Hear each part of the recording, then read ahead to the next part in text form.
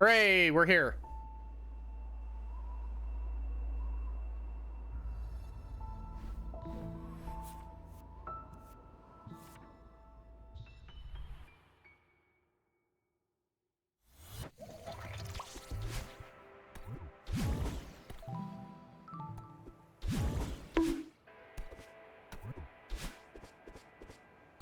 Bonk.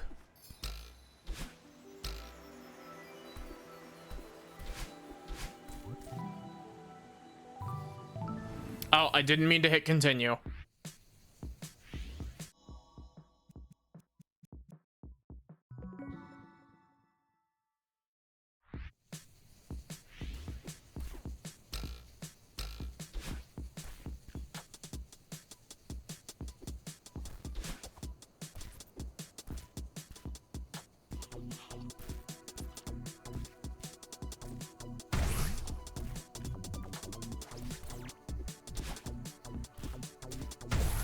Oh.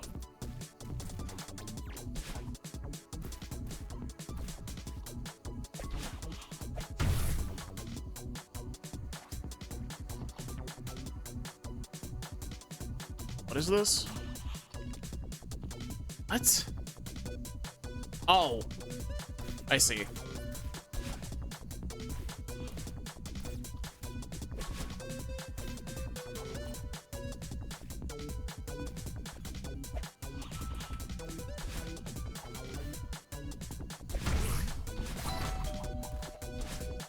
This is a neat level idea.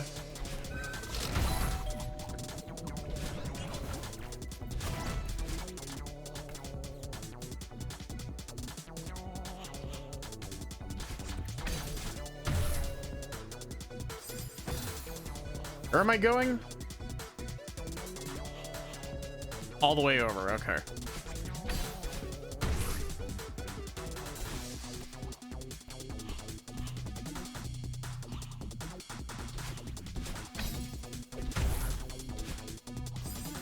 This is neat movement, but it's also Theo movement, so...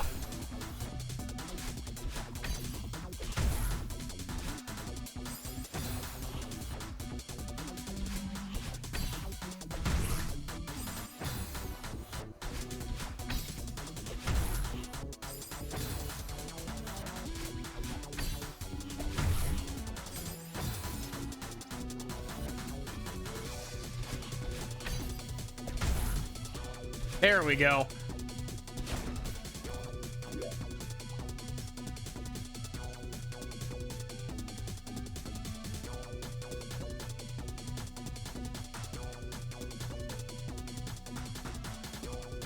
And the long-ass rooms begin. No Celeste level creator can resist.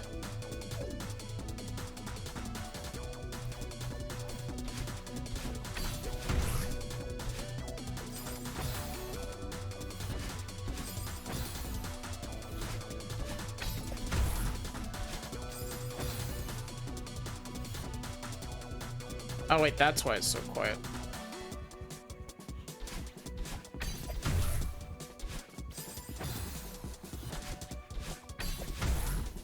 I wonder how long it'll be before they do another Celeste mod speedrun at GDQ. Because they did a Strawberry Jam one like 2 years back, I think.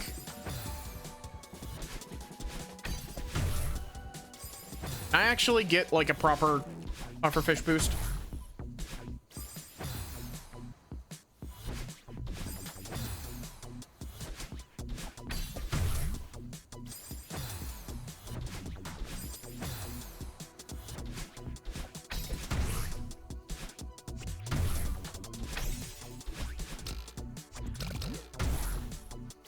Ah.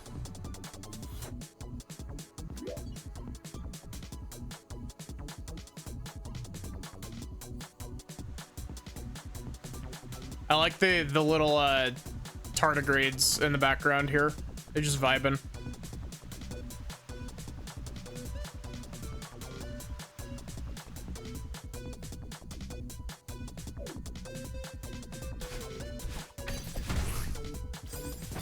Oh wait, I don't even need to dash up into it.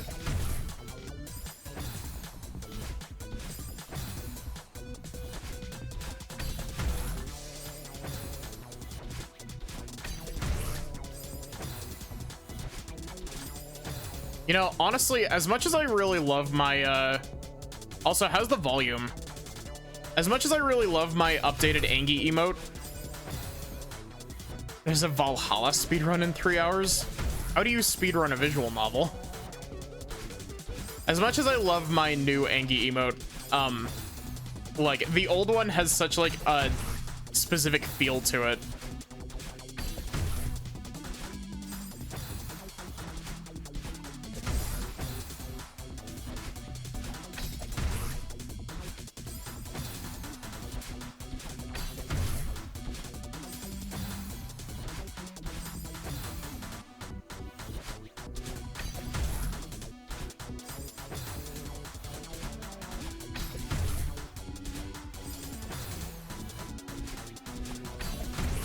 Chewing.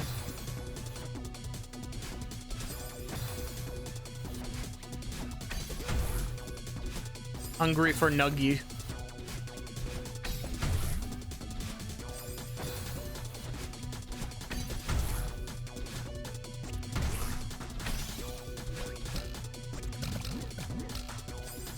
That was dumb.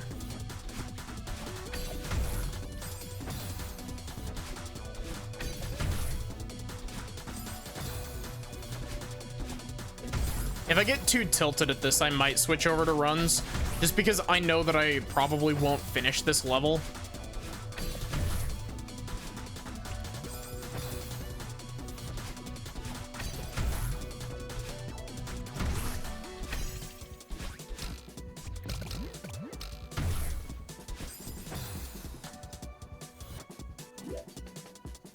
I don't remember. Do you have to dash into the side of these blocks to move them, or do you just have to touch them?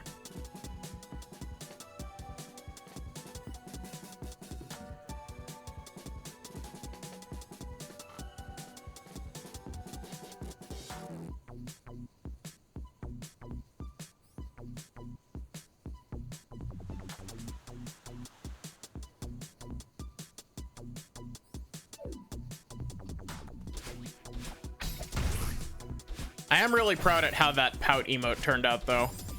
I've been working a bit more on emotes. Not a whole lot, but also I'm sitting very close to my microphone. How does it happen every stream?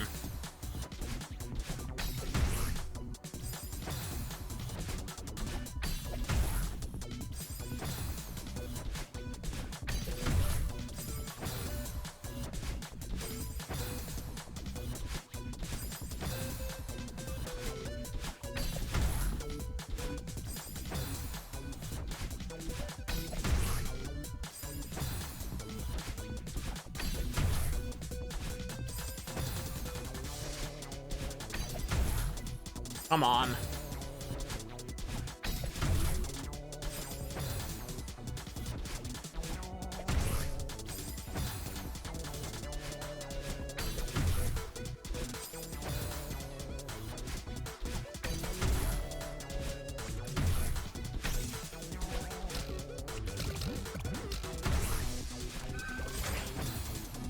Okay, so it's grab.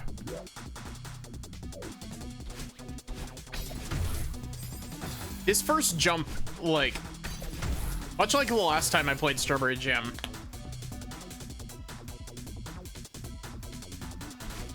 this first jump is the hardest bit.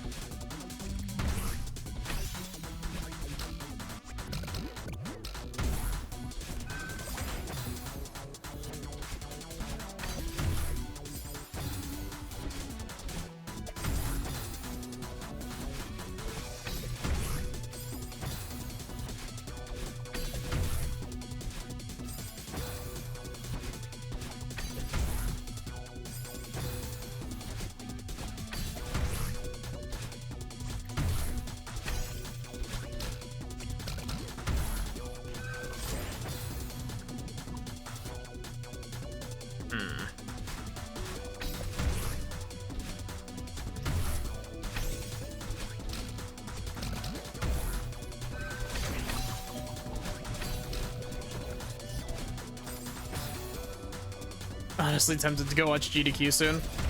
Honestly, I don't blame you. I haven't like actually watched a GDQ event in a hot minute.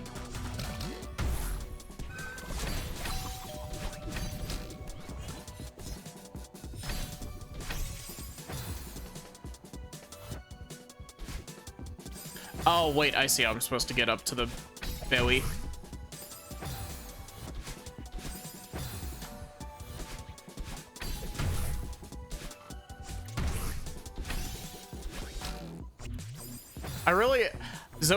Zoe's been working on a vanilla Celeste stuff. She's working on Seaside stuff currently, and I really want to introduce her to modded Celeste.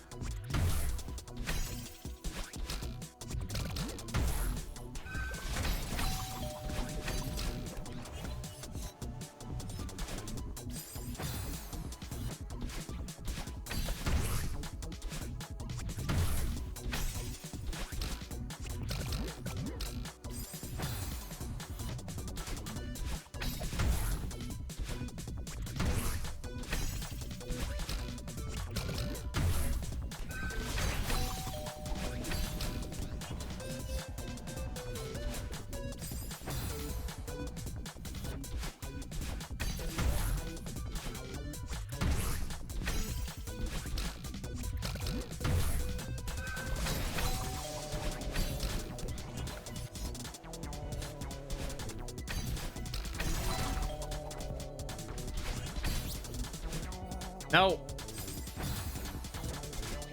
I had to buoy.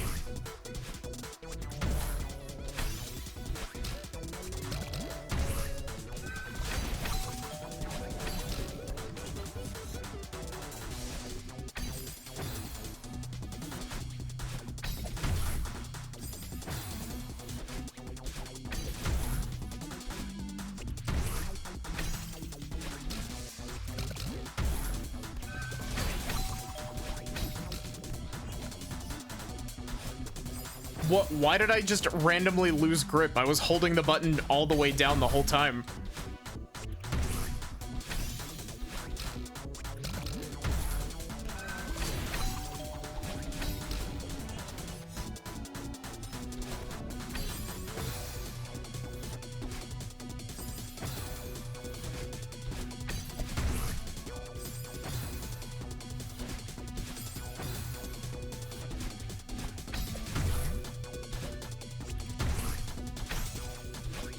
I don't know why, but this music vaguely reminds me of Monkey Ball for some reason.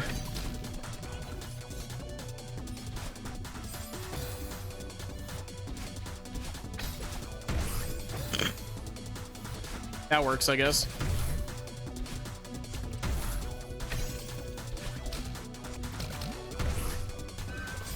Why did I do that?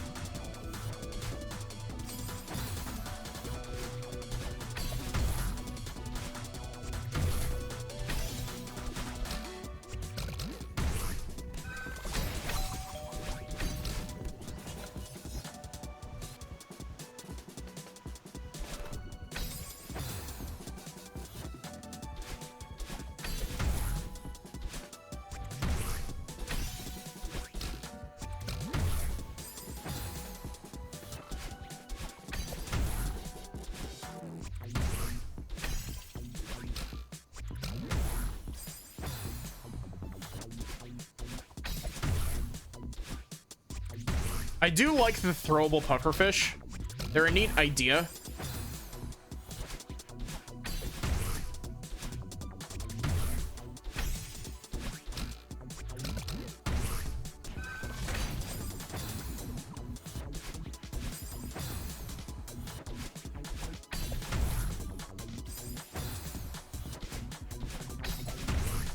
Come on.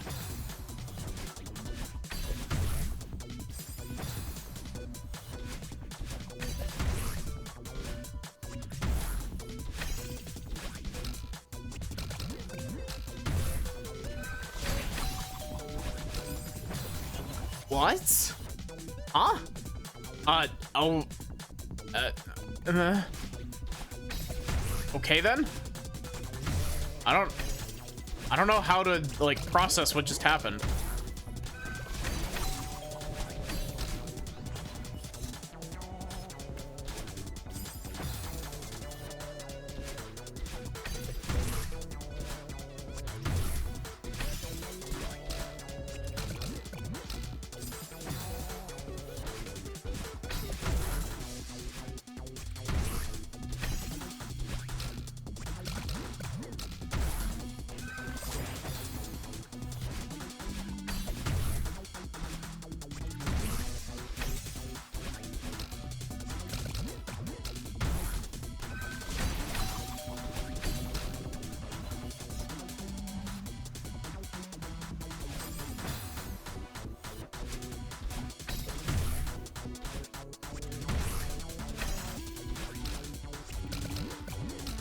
I really need the dash into that moving block to not make me lose height like it has been.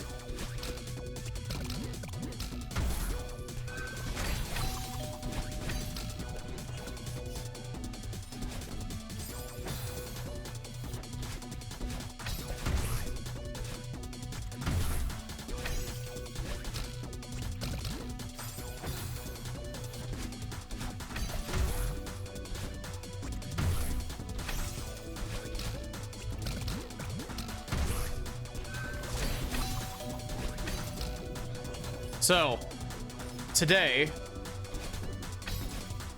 on the What Has Maddie Done Today channel, I started, it might be a bad idea, but I started looking into learning Godot. And so far, it seems pretty simple, like, to learn. Like, I have a very, very rudimentary understanding of like game maker language.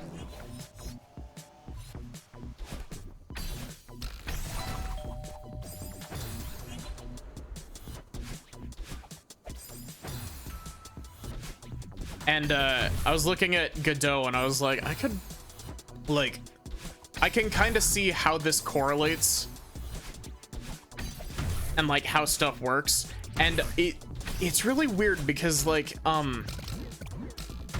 so far I'm kind of enjoying Godot more than I have been Game Maker.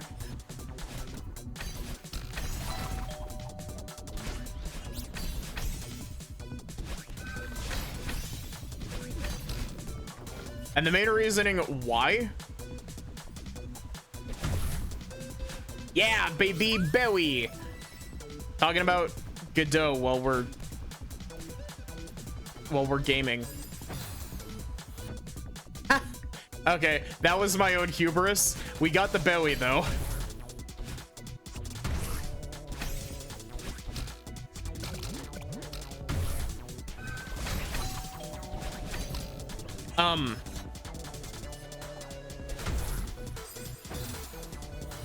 But yeah, it's really weird because it has some stuff in it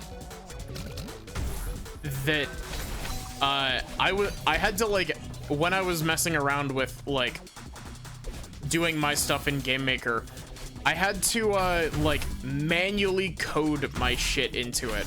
But it's got a lot more like granularity built into it that you don't have to code out your own like whole ass thing to make use of.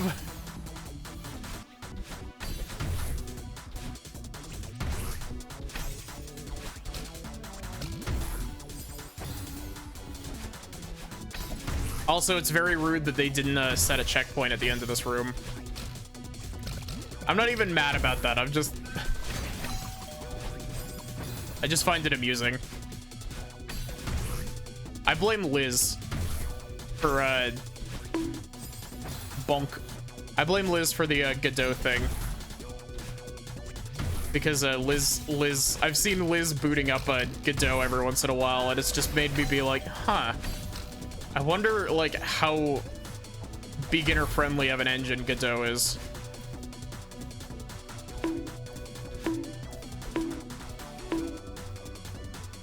Bonk.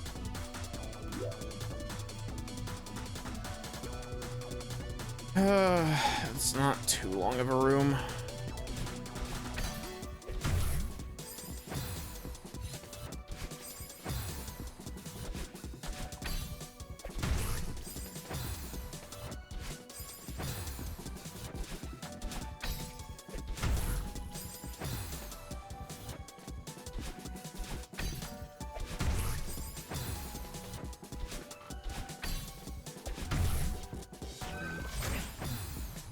Okay, so we do that into a wave. There's the spring on the side.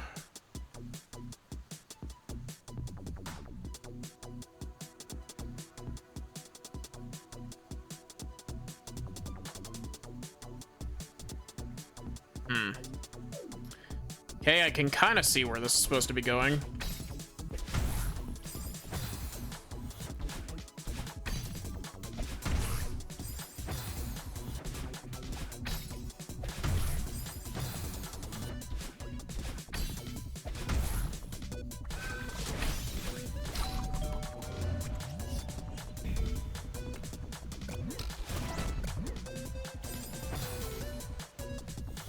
Oh.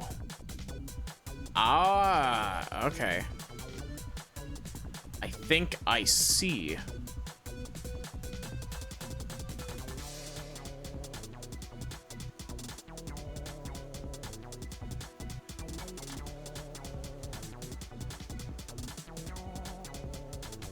Why does this music remind me of Pokemon Scarlet and Violet? Okay, this doesn't seem too bad, actually, looking at it.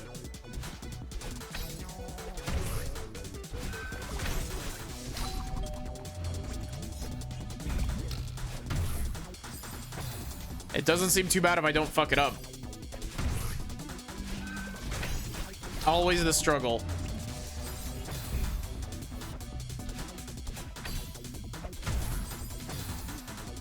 What was that jump trajectory?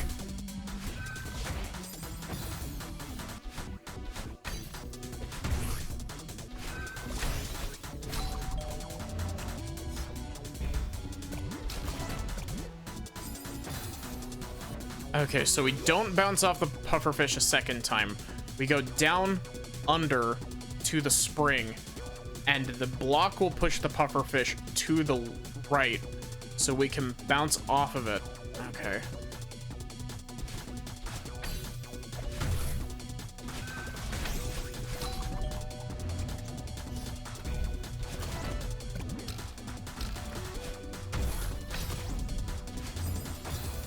Oh, come on. How was I supposed to know the speed at which that goes up?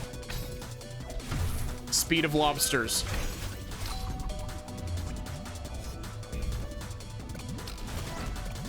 No.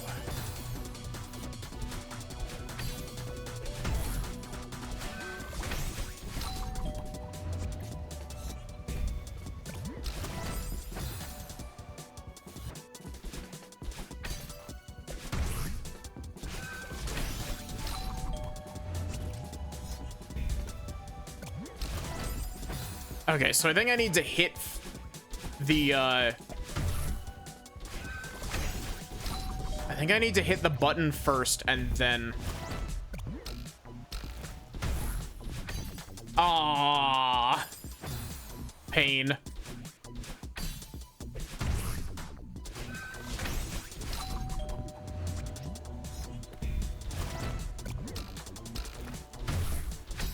Oh, come on.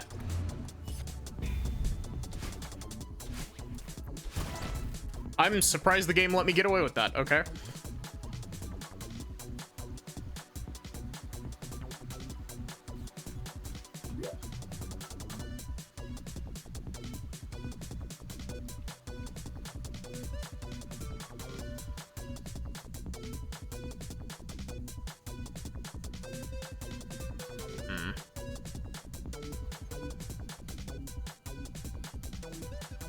Oh my god.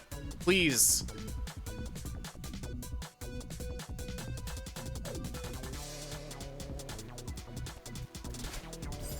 I don't think this is enough height to do a,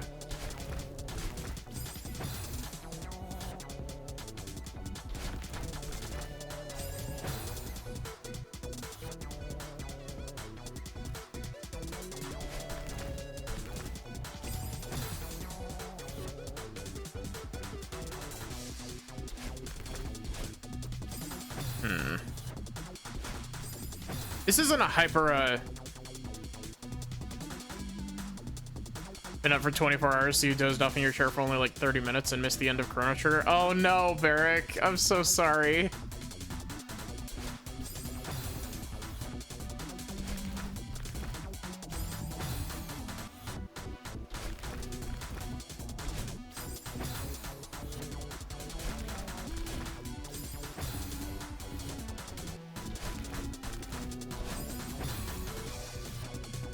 You, what you missed was, the final boss that we fought was, spoilers for Chrono Trigger for everyone who wasn't there. We fought Scala on the back of Lavos, and it was called the Dream Devourer. It was a very neat design.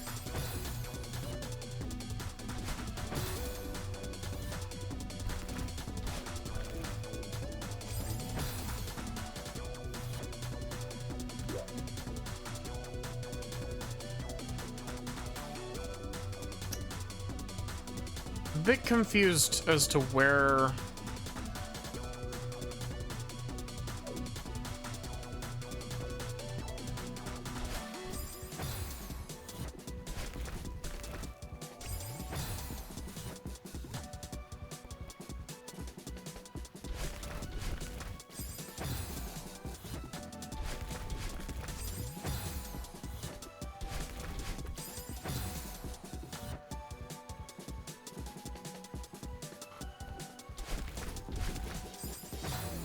The ending...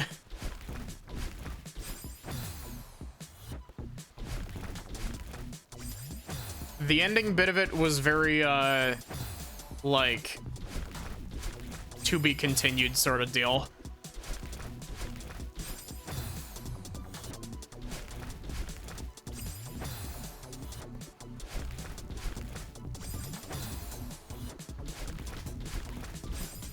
Okay, see you, Sachi. Unless you're gonna be lurking here as well. Come on.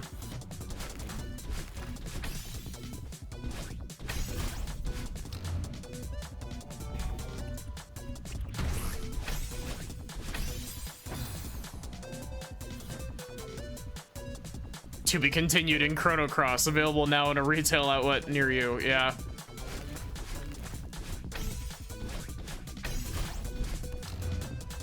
Have a good night.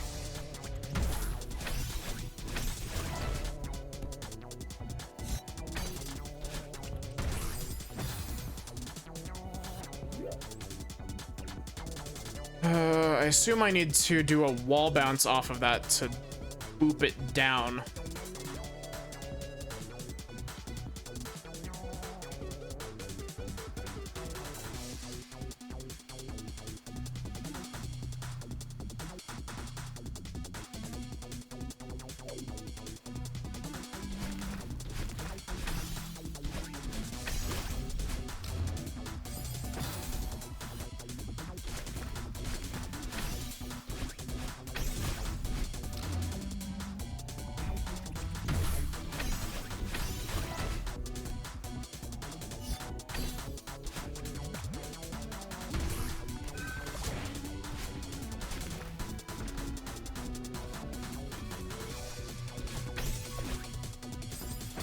How did I manage to drop that inside of that?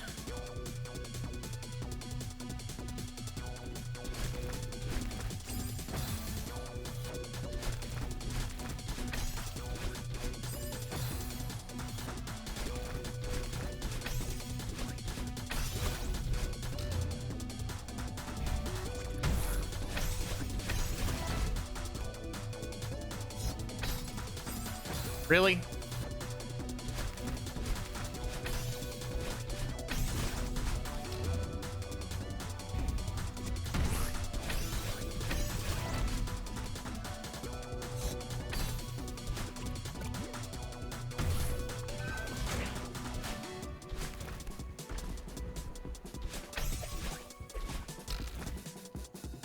No!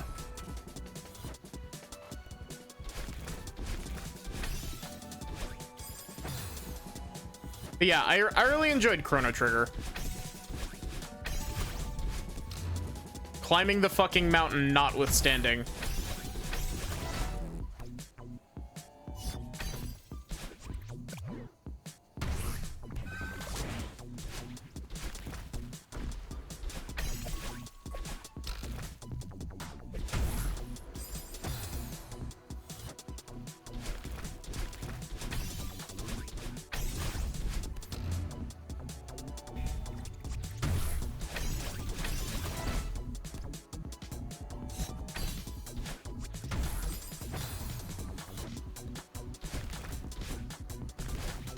I don't know why I tried to do something different there.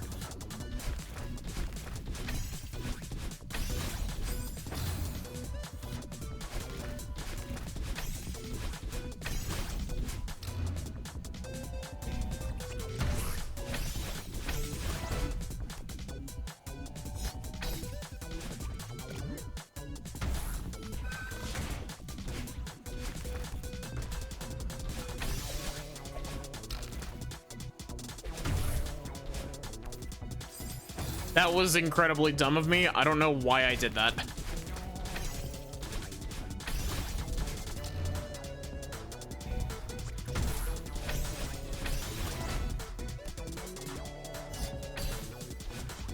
I find it really funny that the solution to that segment is literally just like 3 continuous dashes up.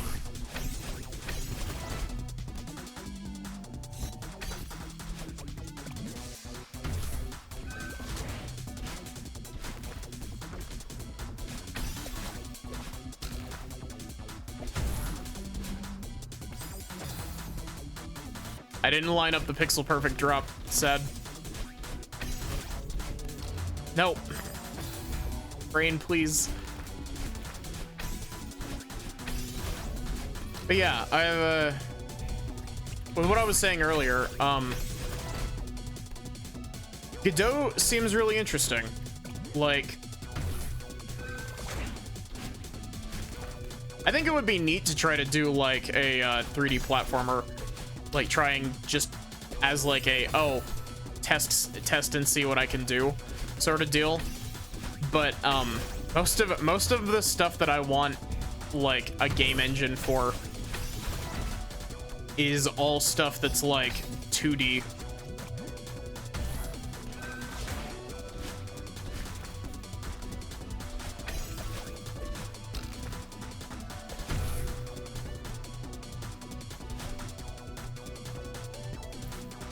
Hooray!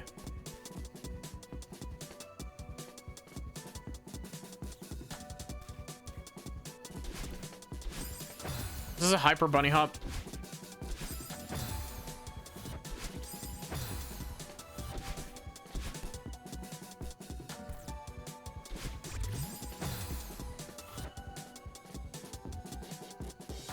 Weird, but okay. Why give me a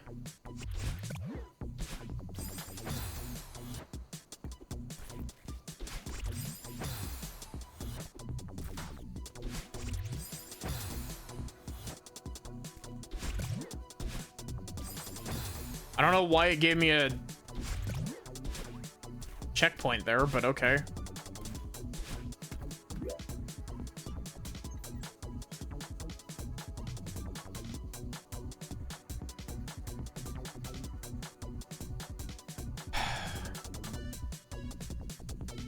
No dash.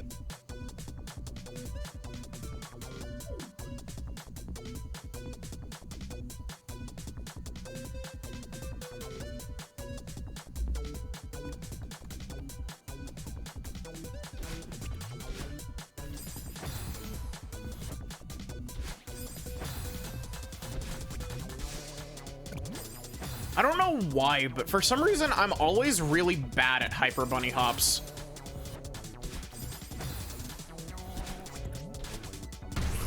Because like everyone, all of the custom maps that I've played that require them require like really tight bunny hopping.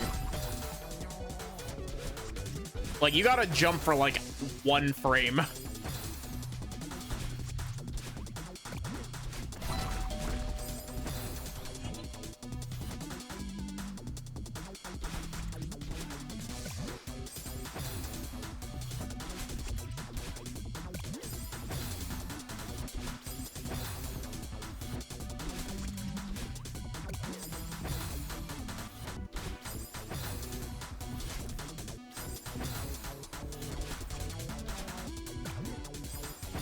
Brain, please.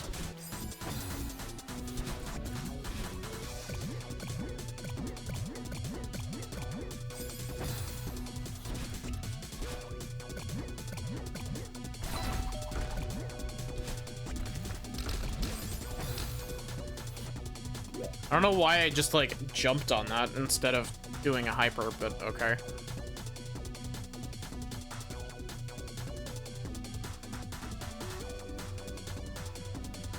Ride this up. Jellyfish to boost. We gotta bounce on that.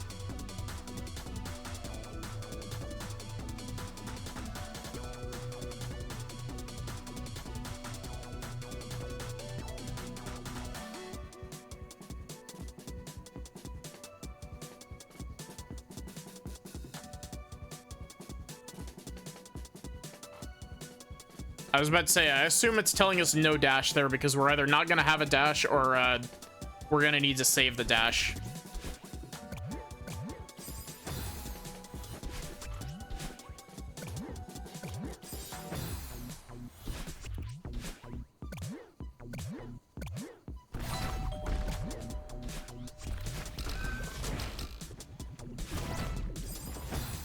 What? Brain? Why did you think it was a good idea to do a jump there? At all?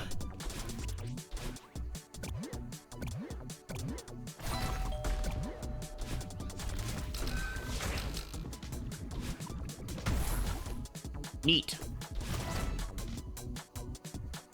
Also neat.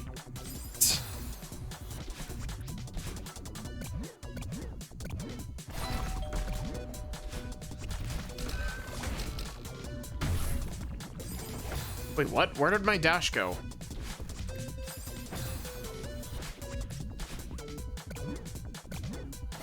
Oh, I just did a shitty,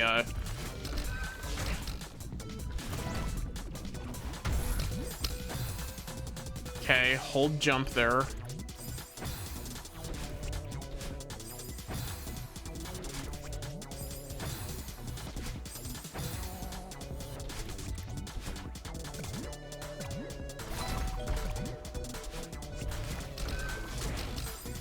Really? I both love the way that momentum works in Celeste and hate the way that momentum works sometimes in Celeste. Because sometimes the block that you're holding onto can literally come to a complete stop and it will still give you the momentum from the moving block, which is both a good thing in some circumstances and a very, very bad thing in some other circumstances.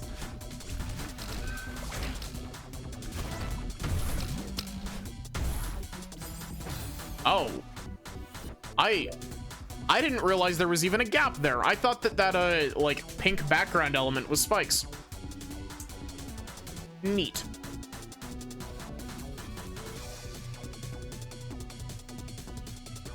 Okay then, so I thought I was going down first, but it looks like we're going up over here and then pushing the jellyfish into, or not jellyfish, pufferfish, into position for us down here, most likely. And then using it over here.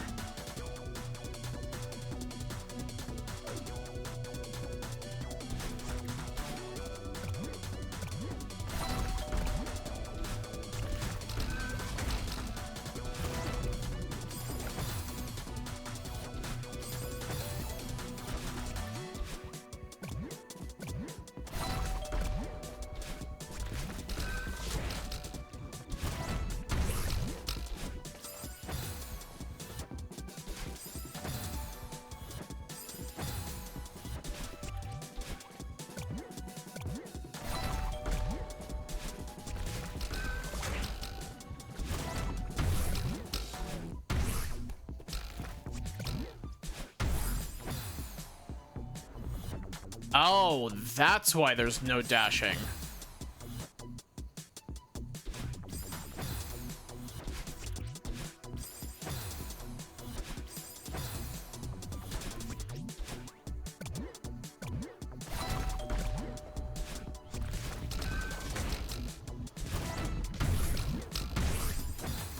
So, I don't know how long it'll be until I play another RPG. Just because, like, as much as I did enjoy Chrono Trigger, I'm scared that if I try to do another RPG really soon, I'm gonna burn out.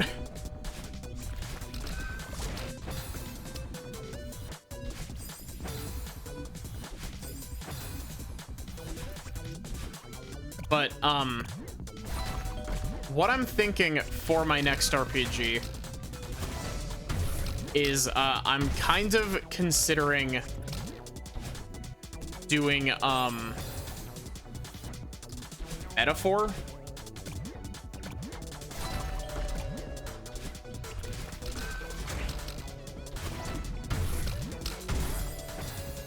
I think Metaphor would be neat to do soon-ish.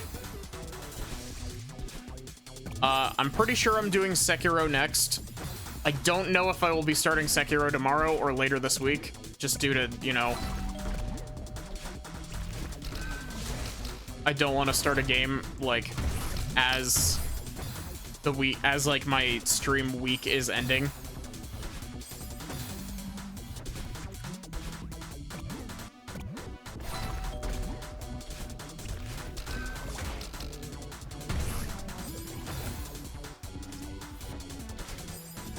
But yeah, I'd like to play Sekiro soon, if not next. And then Metaphor is on the list for this year.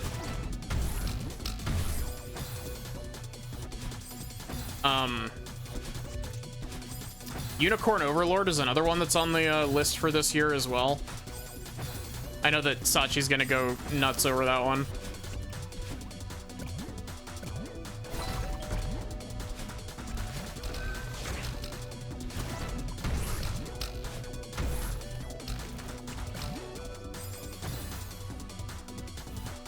Suck, hero.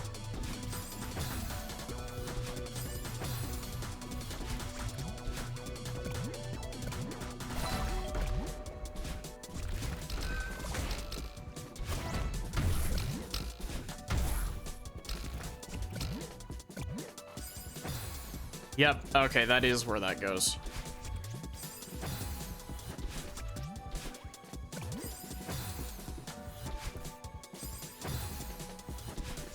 I know that Viv was really excited for me to play Sekiro.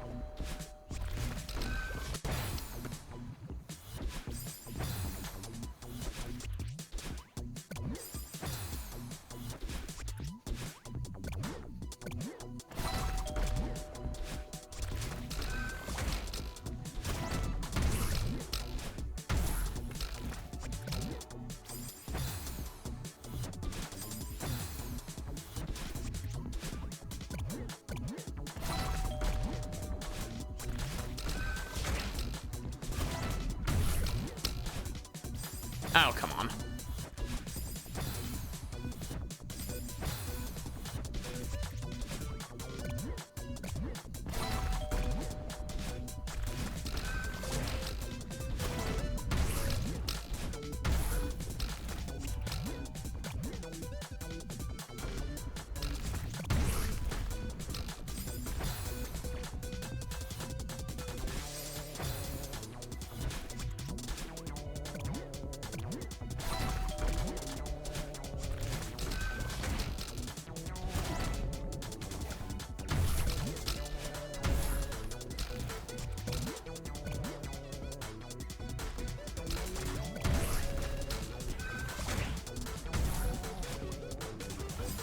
Oh, I was supposed to ride the block down.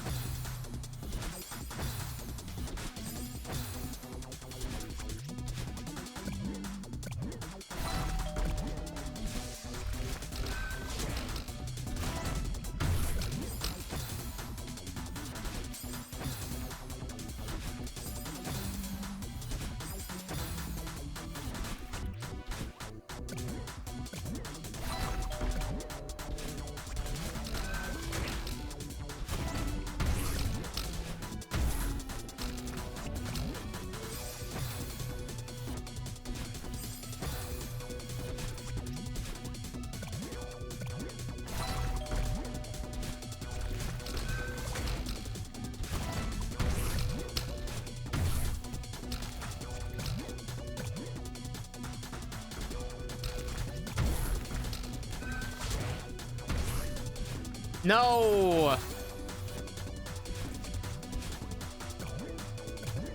I'm actually really liking this level so far. All of the rooms look really long, but the actual sequence of events that needs to be done to finish the room isn't too bad, for the most part.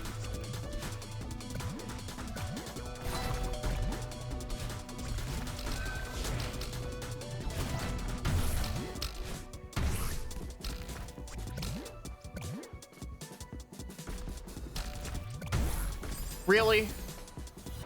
That should have bonked me.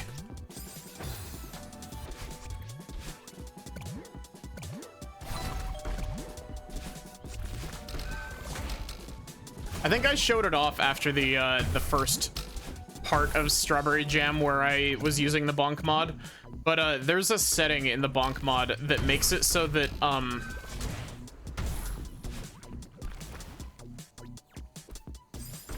there's a setting in the bonk mod that makes it so that every single, like, sound effect and, like...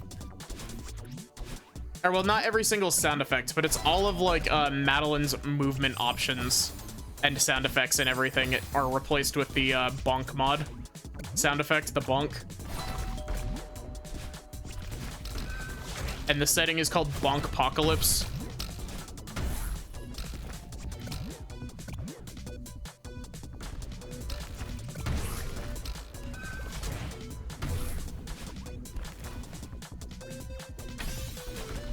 There we go.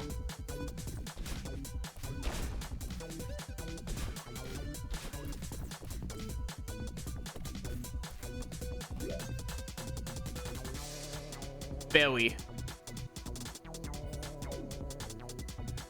Okay.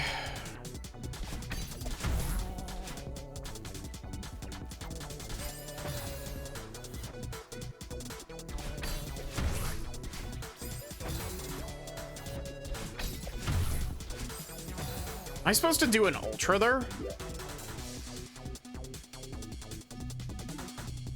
I might be intended to do an ultra there.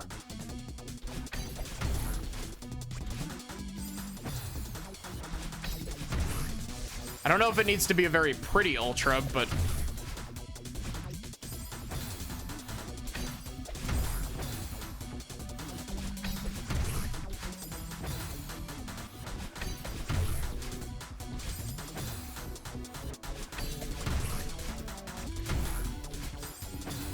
Oh my god. This is a cool room, but also I'm scared. Because this is a whole bunch of chained ultras together.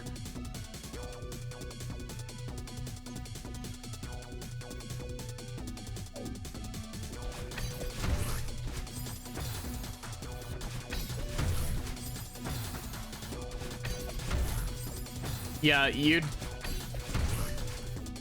it doesn't appear to need, like, clean ultras. In fact, the spike wall here kind of guarantees that you can't do a clean ultra here, but...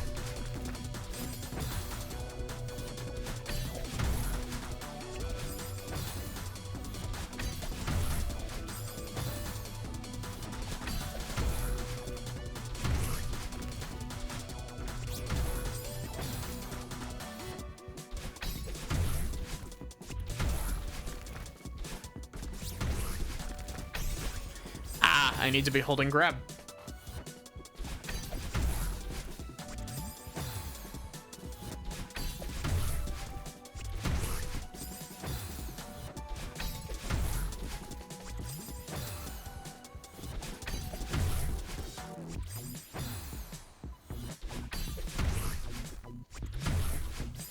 Oh, come on.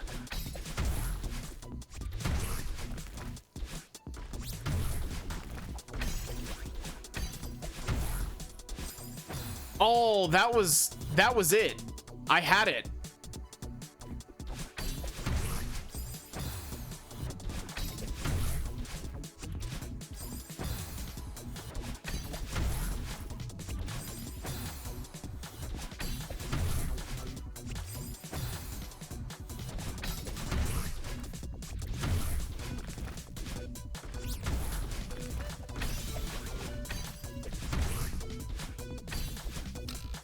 Belly.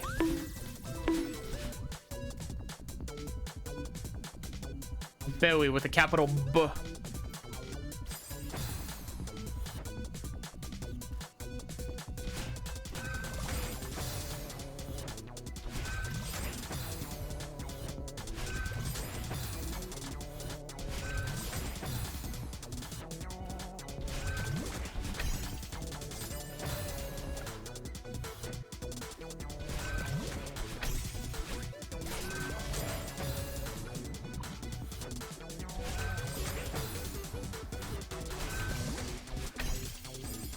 Wow, you gotta get a good wall bounce there.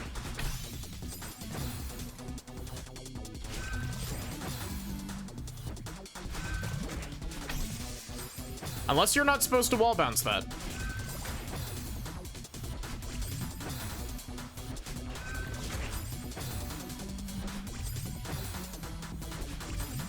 Come on. Come on. Why am I... Bonk. I'm trying to do the hyper bunny hop off of the wrong thing.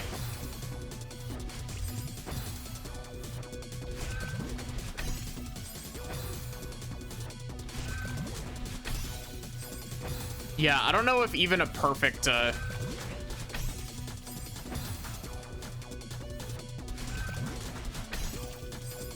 don't know if even a perfect wall bounce there can get up that.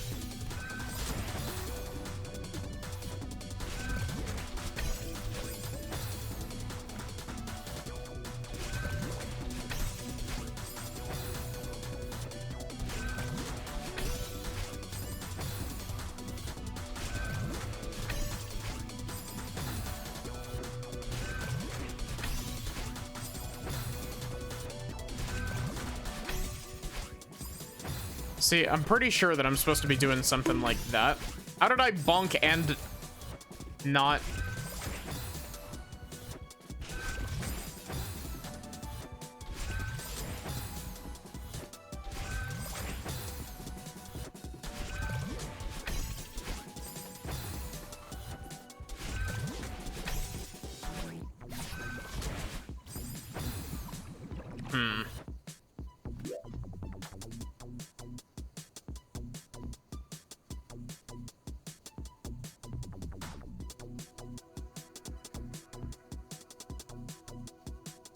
Interesting.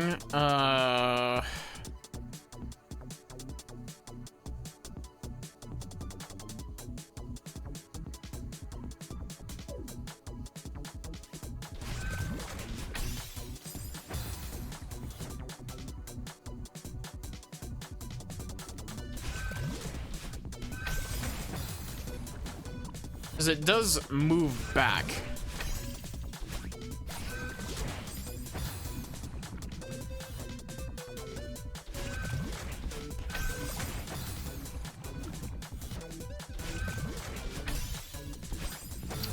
Not entirely sure what to do here.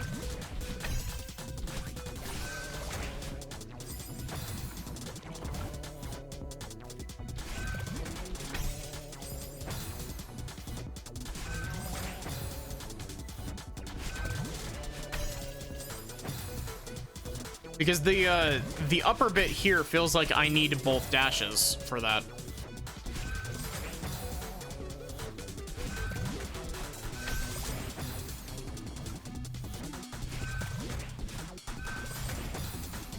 Oh, we gotta do the thing.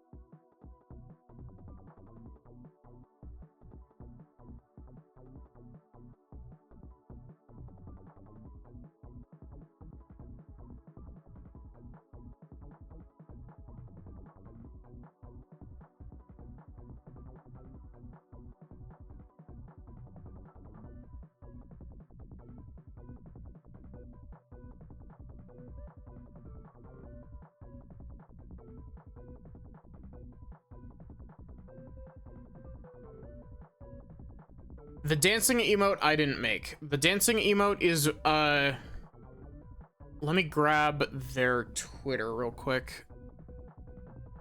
It's, Yushu, I believe. It was commed for me by, Violet. So, give me a sec, I'll grab it.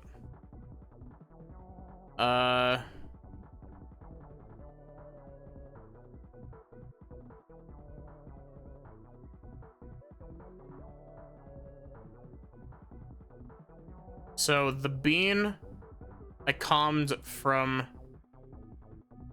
this person. Well, I didn't calm, Violet calmed it. Also, and I forget how much I set the price for the hat. I think it was like 20 bucks.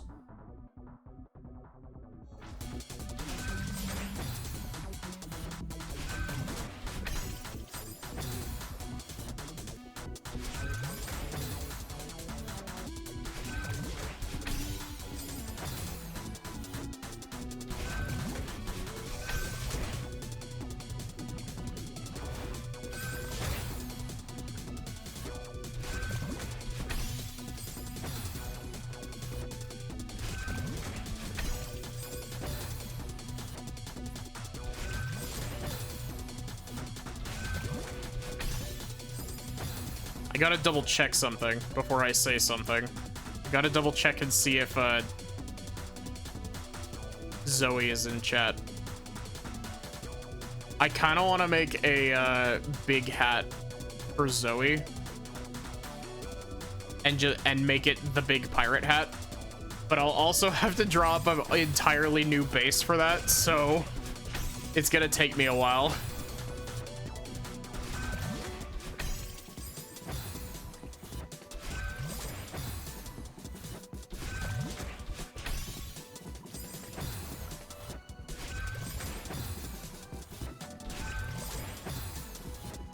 I'd like to do one for Viv as well at some point. Part of my issue with that is just did they disable neutral wall jumps in this map too? Why?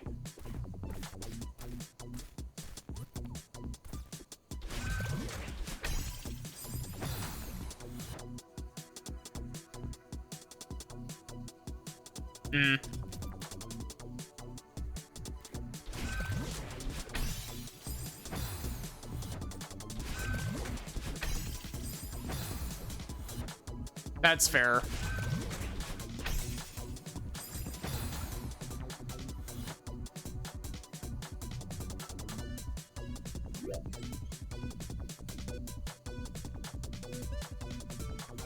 Wait.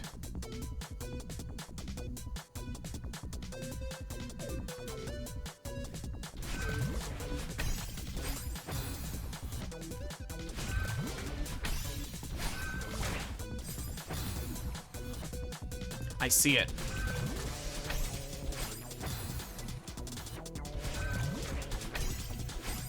If I can actually get the lineup properly again.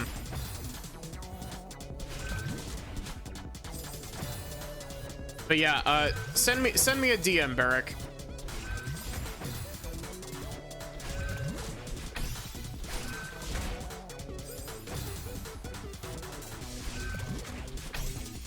We can work something out.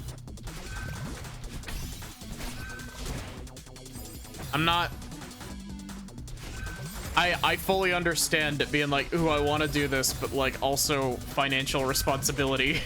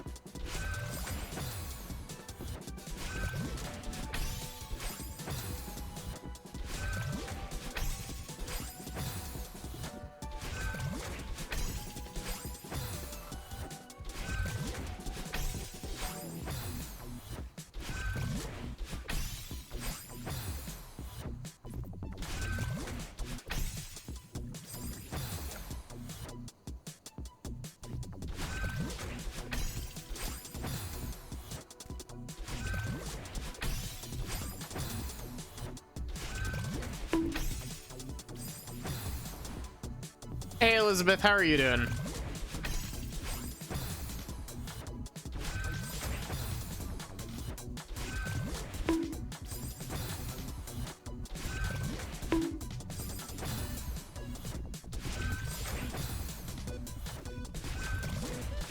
Come on.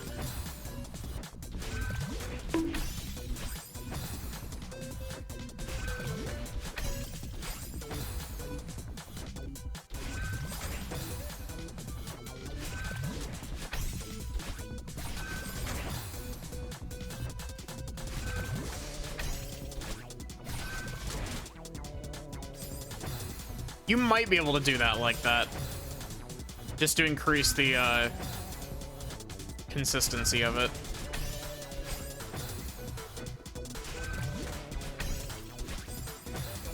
Doing good? Good to hear.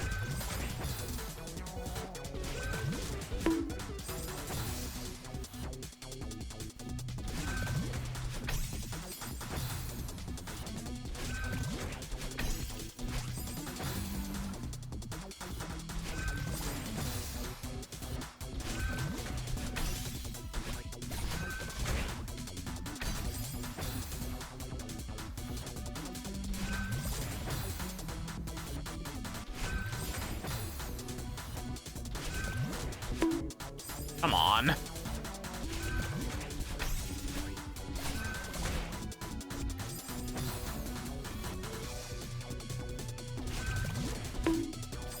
Bonk.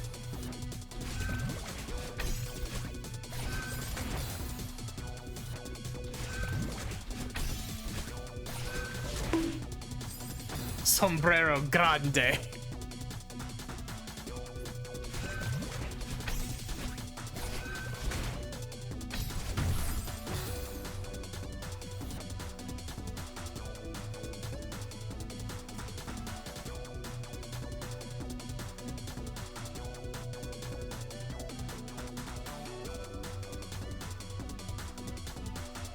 Mini Maddie. Not to be confused with Mini Maddie. That's what's on the screen currently under the hat. And next to the hat.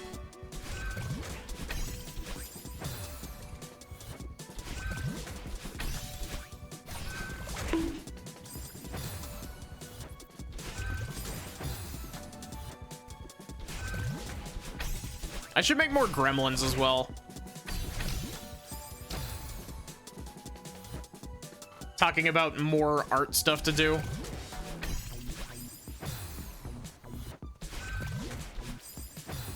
I really want to, like...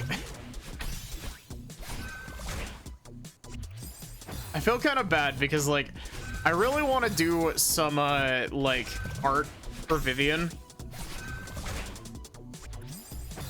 Like, because we've been doing Ace Attorney collabs.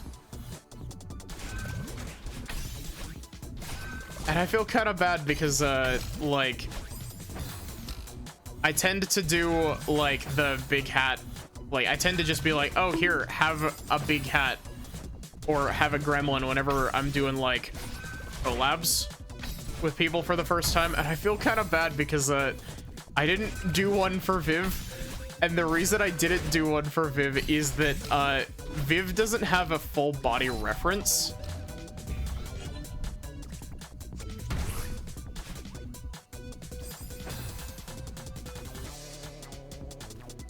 And so I was like, oh shit, like, how would I go about doing this? Because I don't know what the rest of Viv's, like, PNG avatar looks like. And so I might just, like, straight up ask Viv, like, describe to me what...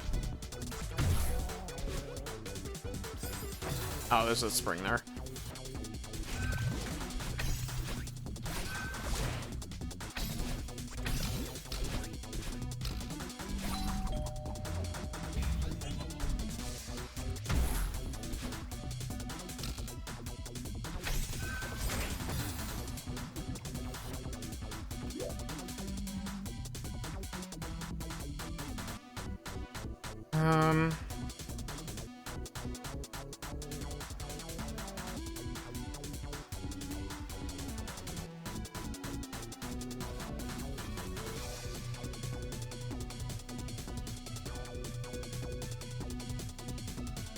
Oh, okay.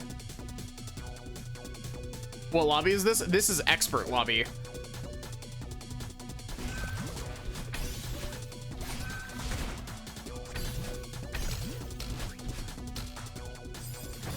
Also, welcome in, Coconut.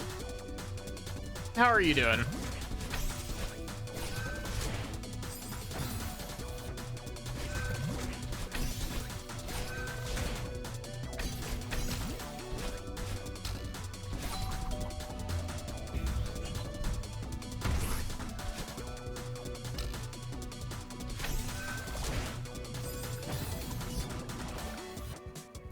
Doing pretty good. We finished Chrono Trigger earlier today, and now we're filling out the rest of the stream with some strawberry jam.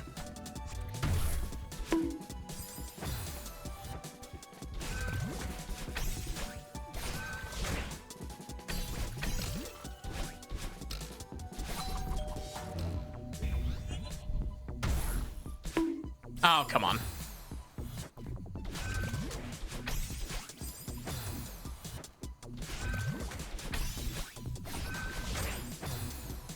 Did I just get a multi-block boost by accident?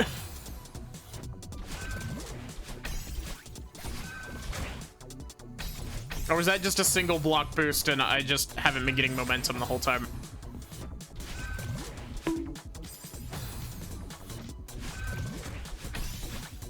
But yeah, we're still working on easy.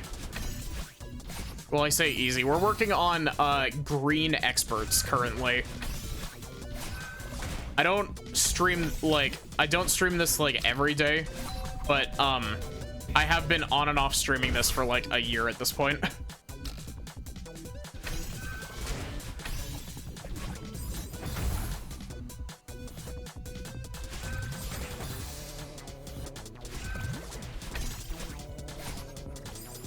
How?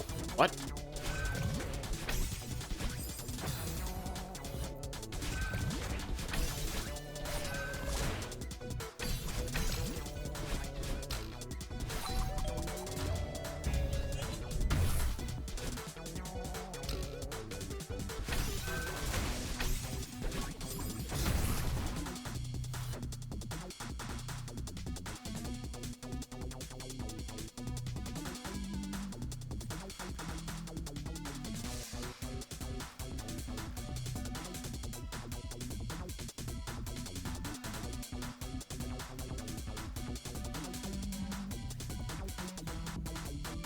Not too big of a gap between you. Highest you've beaten is Red Advanced.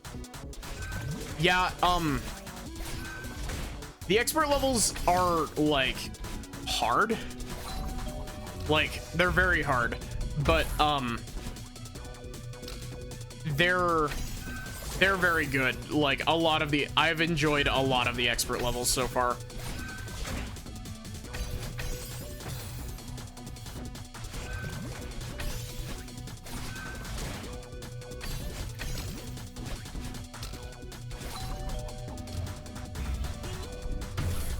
But yeah, the advanced lobby took me a little while to beat.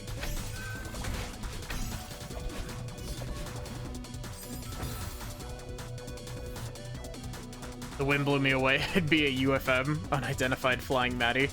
Yeah. Pros and cons of Big Hat. Sometimes the wind just catches you and you fly away.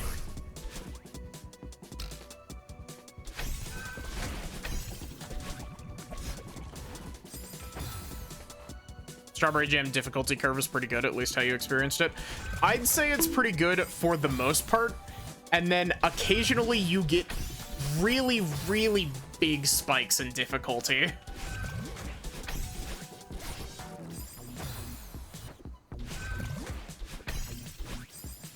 The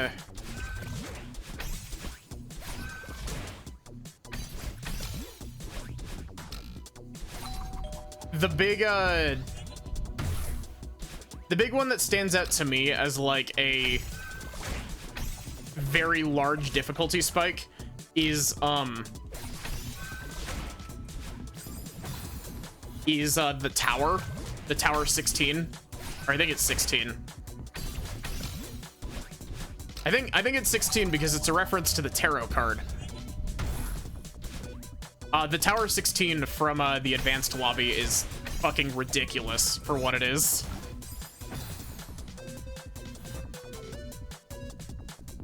That should not be a red advanced. That honestly, that should probably be like a yellow expert. Like,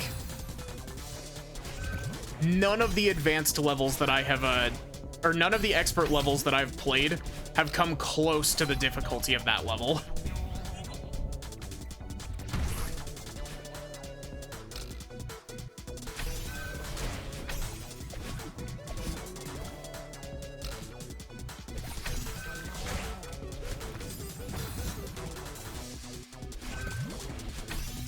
Though at the same time, I'm in the group of the Tower 16 haters because I don't like puzzle levels in Celeste. I think you can do some really neat stuff with a puzzle level. I just don't play Celeste for puzzle levels.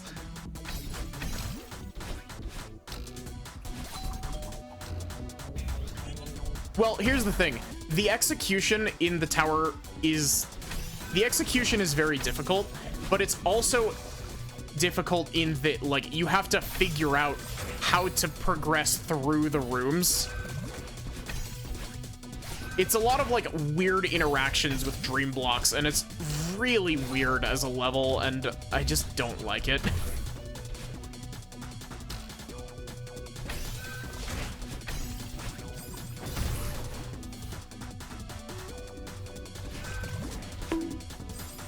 I will say, though, the advanced level Synapse is a very good level. I'd say that Synapse is probably on par with the expert greens, and it's a solid taste of what, like, expert lobby stuff is. It's really weird because of the way that the Strawberry Jam stuff is categorized. It's not really, it's categorized by tech rather than like anything else. And so a lot of expert levels don't actually require all of the expert tech.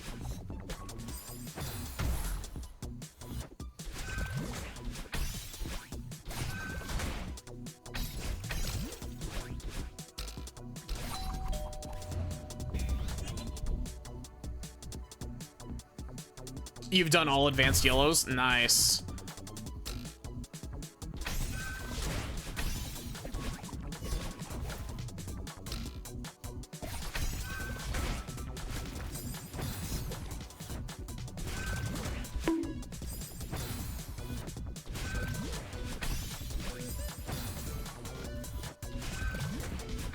Strawberry Jam is very good, though. Like,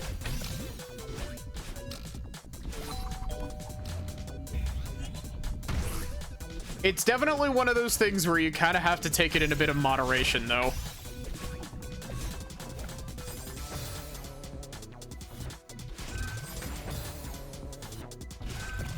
Which is why I did a series of Strawberry Jam, like, back when I first started it. I did the entirety of Beginner Lobby.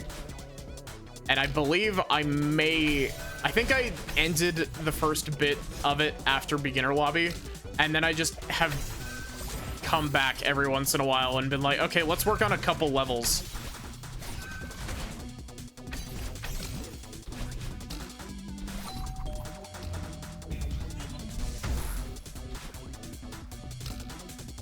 I took a really long break between intermediate and advanced, and I took a long break between advanced and expert. Got burnt out, and with school it just led to a huge hiatus. Yeah, that's fair, honestly. Especially because as much as I love Celeste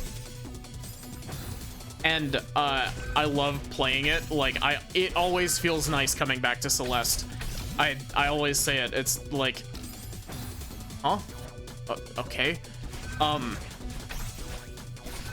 Not everybody enjoys playing really difficult games to relax, and for the most part, I am not one of those people who play really difficult games to relax.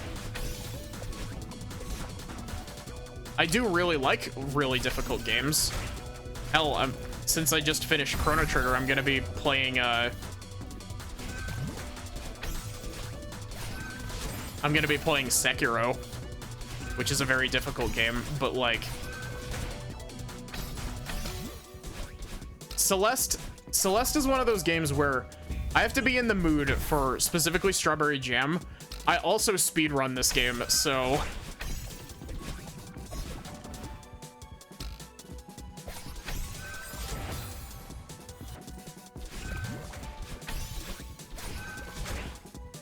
I have put so many hours into Celeste, I swear.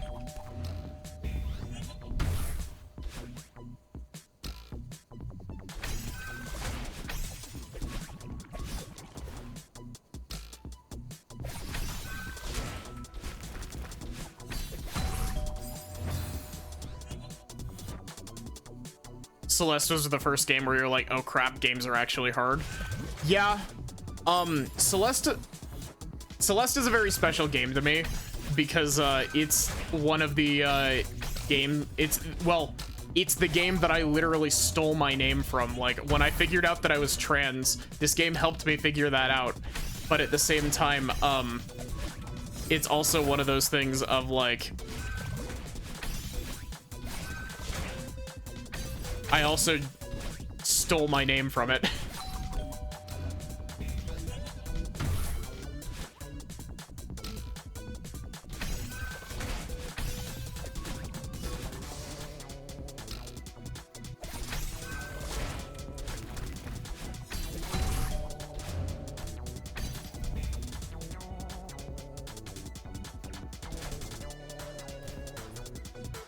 Oh, this is so mean. There we go.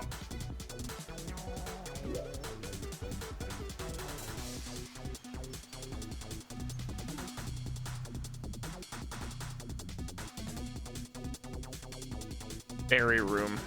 Cool.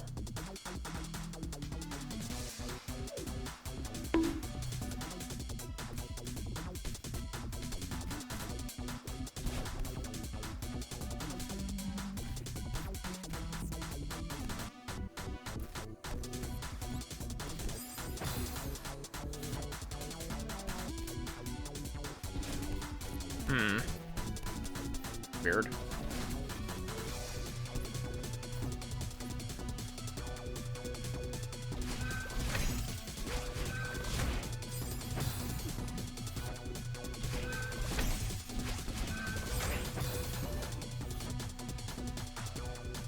Hey, this was more just Strawberry Jam. Yeah, I understand that.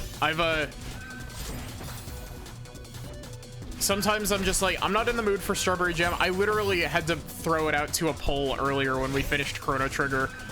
That was like, do I want to do Strawberry Jam tonight, or do I want to do some speedruns tonight? Just did runs of the B-sides?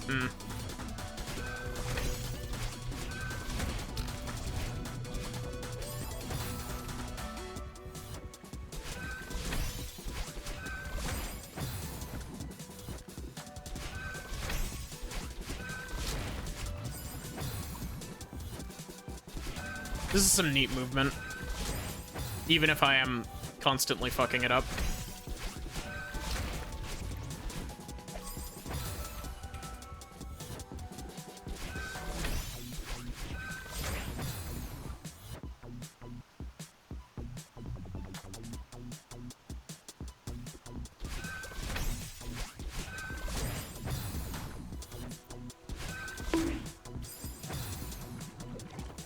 Yeah, thanks for hanging out. Have a good day.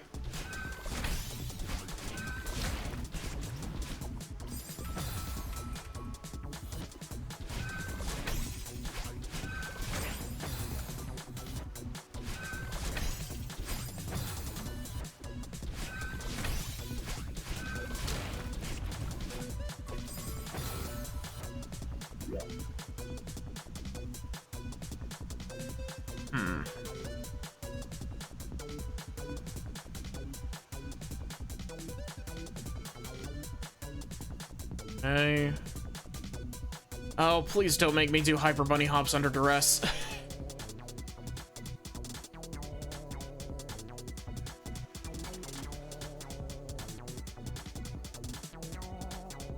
Okay, so this way is the way to advance over here. And this is the way to the buoy.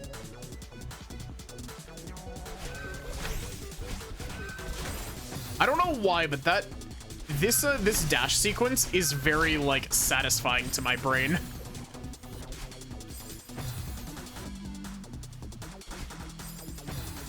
I feel like you could do... Actually, no. I was gonna say, I feel like you could do an ultra there, but you can't because the blocks are too close together.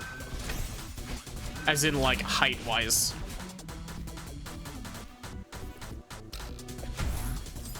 Oh!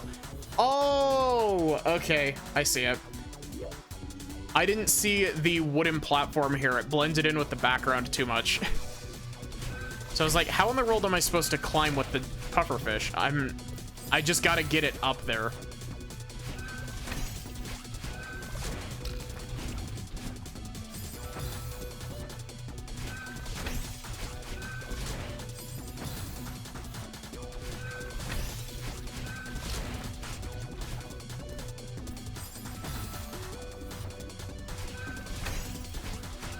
I wonder if Zoe is streaming today.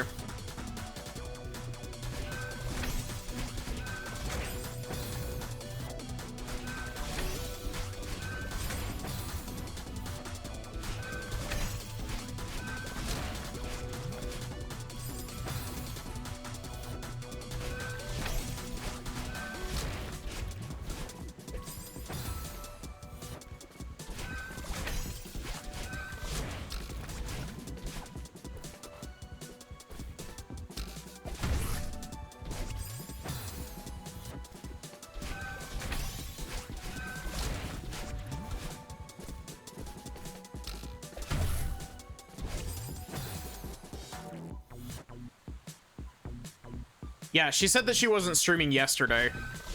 She hasn't stopped by stream today. At least if she has stopped by stream today, she hasn't announced her presence.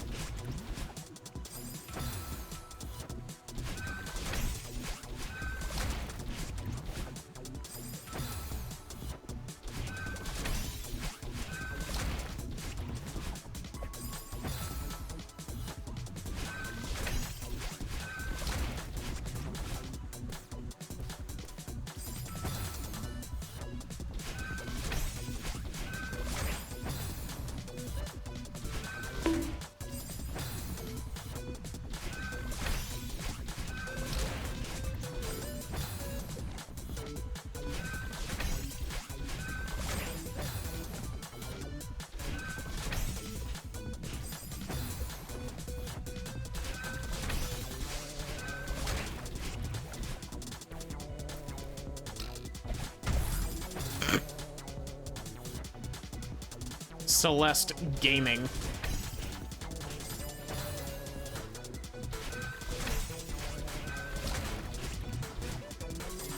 Why do I keep trying to throw that? I don't need to throw that.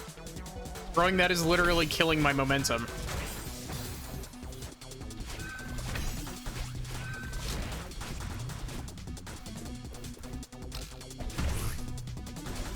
But yeah, I also, wow, that voice...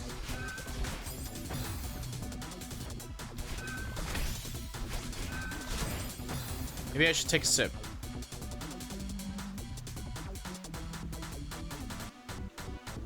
Sipping my tea very carefully to make sure I don't get hard water in my throat again.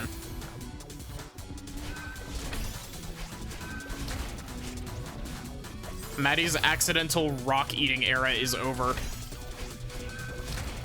Now it's time for Maddie's intentional rock eating era.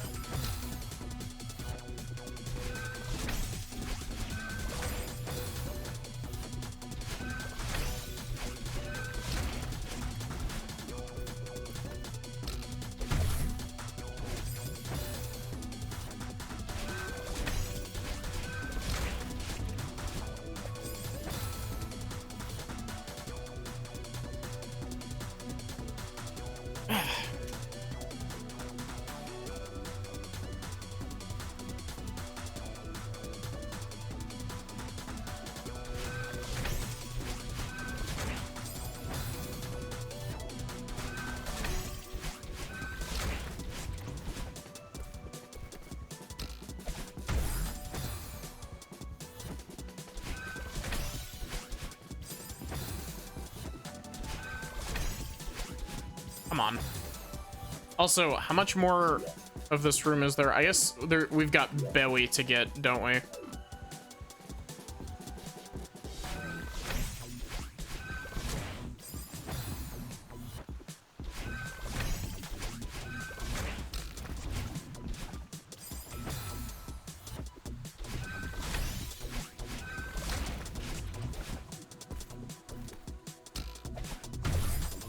I gotta stop doing that. I gotta actually throw the pufferfish. Ah.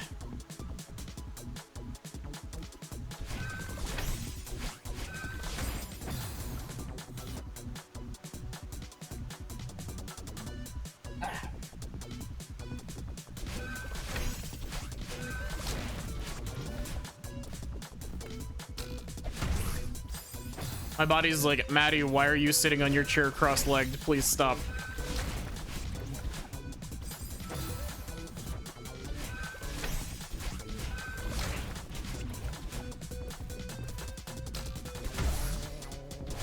It's actually more of like, it's not why are you sitting cross-legged, it's why are you sitting hunched over? And I'm trying my best to not do that, but it's very difficult when you're focusing.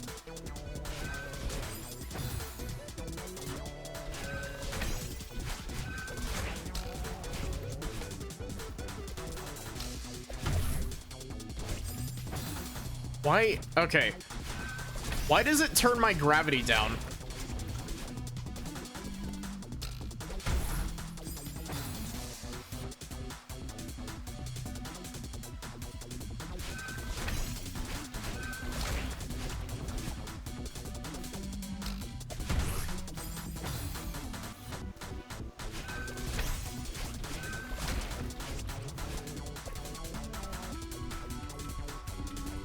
There he goes.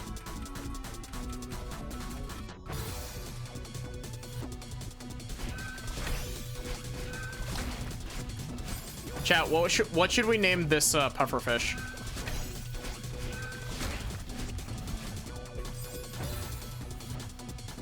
The one in the glass jar.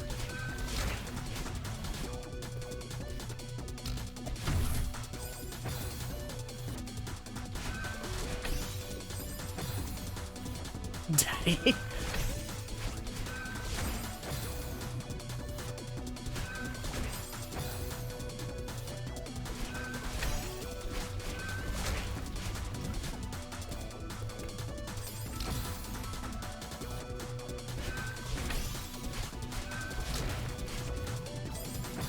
I should see it's like a brand new month, but I should, or not brand new month, brand new year. I should see what I should see this year if I could get Spood's Puff Daddy the Pufferfish. I should see if I could get Spood's to like play some horror games with me. Spood's likes his horror.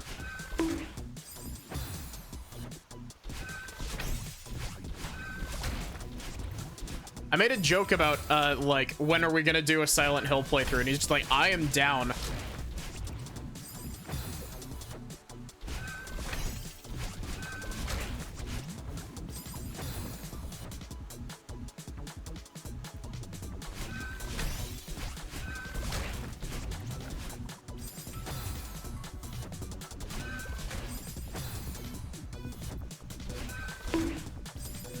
Which Silent Hill?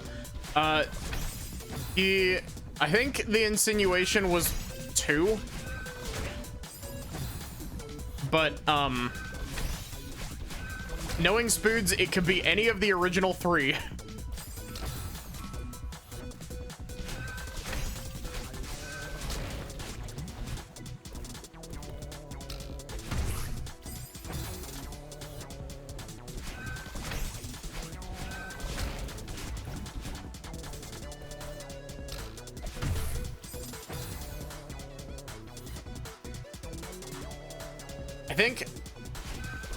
think Spoods would probably be down for all of them.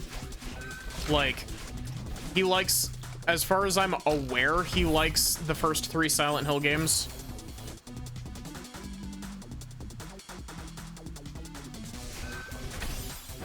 I don't know what his opinion is on Silent Hill games further than 3.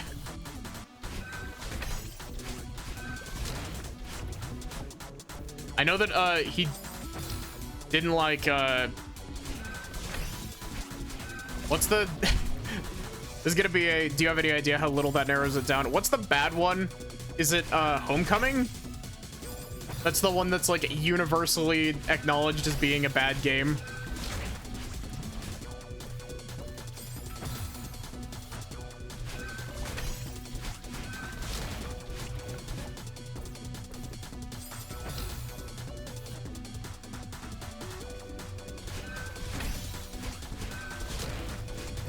I've heard that 4 has its fans, but like I'm not familiar with Silent Hill like very much.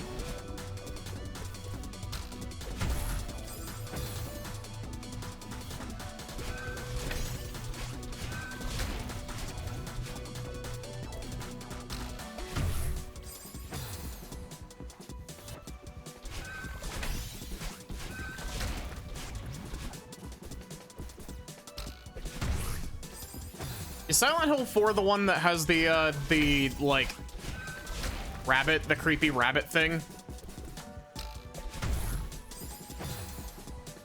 1 is jank, 2 is wonderful, 3 is jank again. 4 had an interesting story locked inside shit. 5+ are all the bad one to somebody.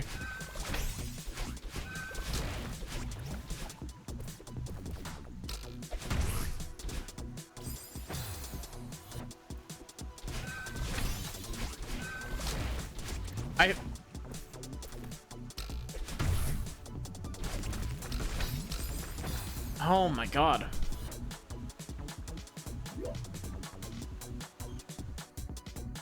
What did I need to do?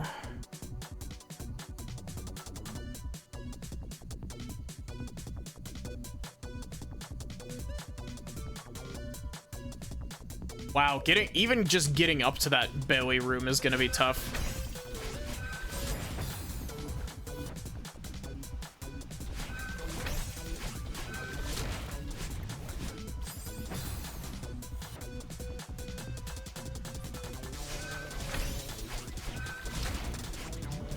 It's amazing. If you leave Konami to their own devices, they can't make games.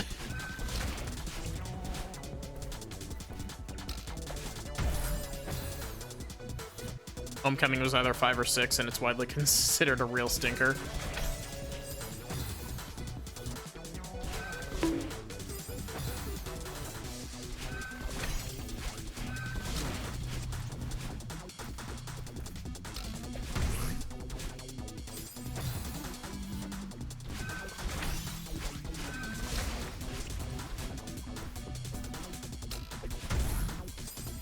I'd like to play some of the Resident Evil games as well.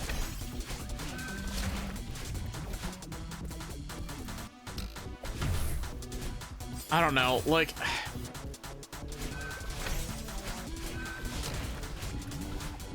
Here's my, contentious take. I don't care how intentional it is, if your controls suck, it doesn't excuse the fact that your controls suck. I hate tank controls. And I know that that's gonna be an issue with like Silent Hill and like the classic Resident Evil games, but like I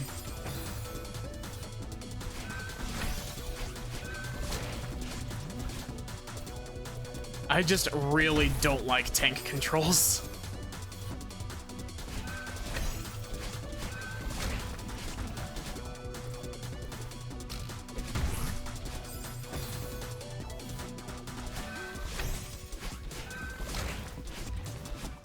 I'd say they feel like 3D movements first draft, but the sad thing is that it kind of is.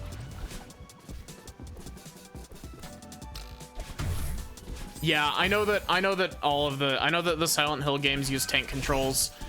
I want to play the original Silent Hill 2 and not the remake. Even though I've heard that the remake is good.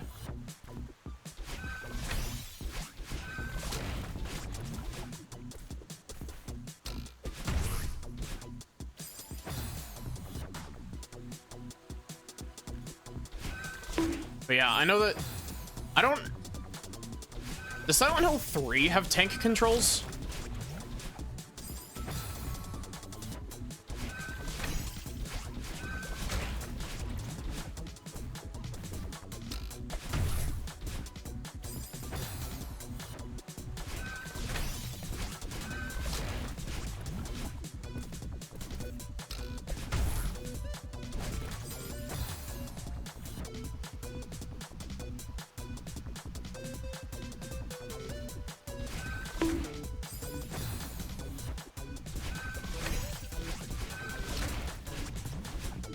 I don't know. I know that tank controls are a popular thing for horror games, which, like, there's a part of me that kind of understands why, and there's a part of me that just kind of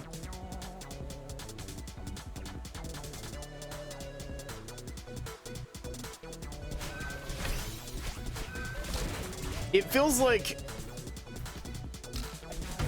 in a lot of situations, like modern games that use tank controls are kind of like modern horror games that are using tank controls, I guess is the better way to phrase this. It kind of feels like they're using them as a crutch. Because they're like, we can't make our game scary unless we make the controls shit. And like, I understand that, like, you know, Silent Hill 1 and 2 and the Resident Evil games that use tank controls as well are very much not counted in this. I'm not talking about those games specifically, but a lot of, like, when modern games do it, it just kind of feels like we couldn't make this scary without making it impossible to move. You know what I mean? This is Maddie's confession corner.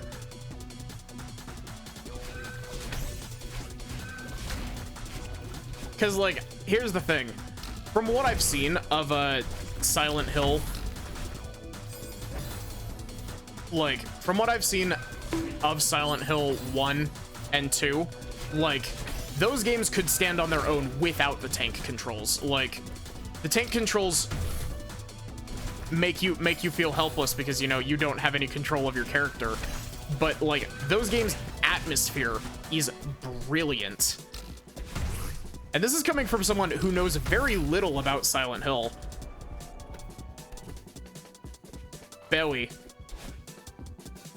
Like, I've just seen, like, I've seen bits and pieces of playthroughs, and, like, those games have brilliant atmosphere. I don't like tank controls.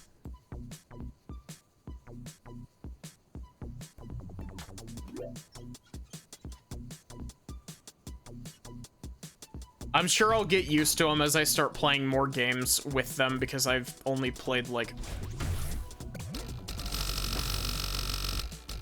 Cool sound effect.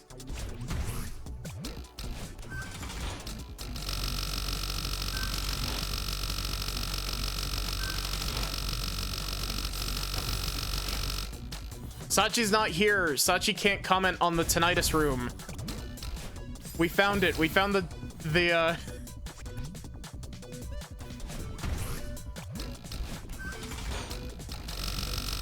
we found the tinnitus room.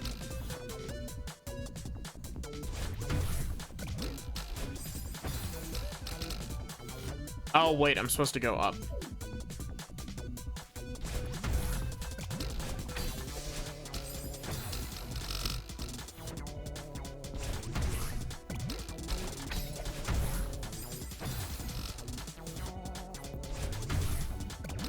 I don't know.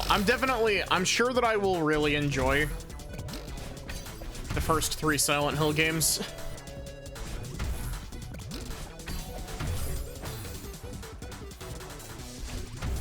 I just haven't gotten around to them.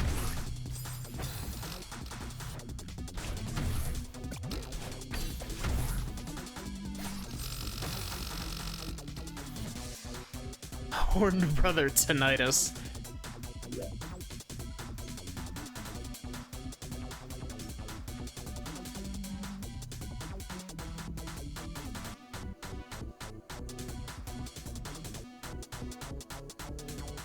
Wait, I'm doing this wrong.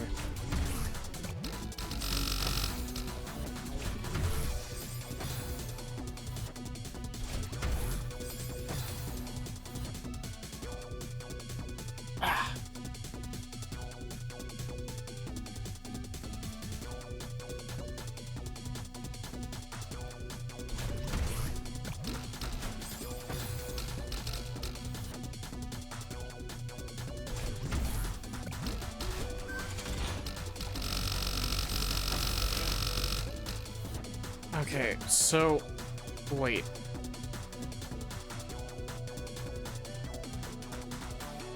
Is that all that this is supposed to be for?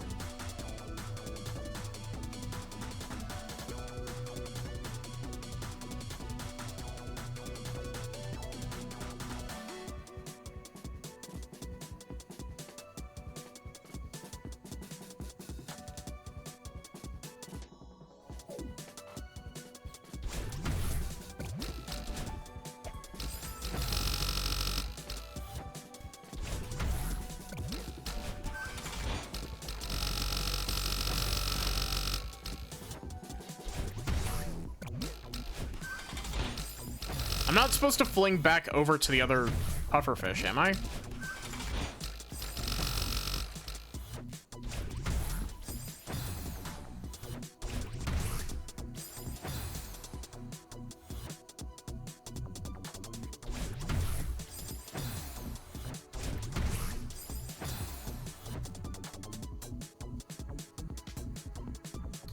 Can you do a hyper off of a jelly?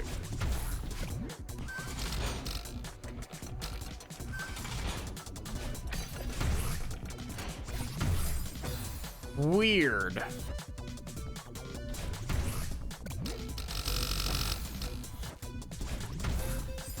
I'm supposed to be doing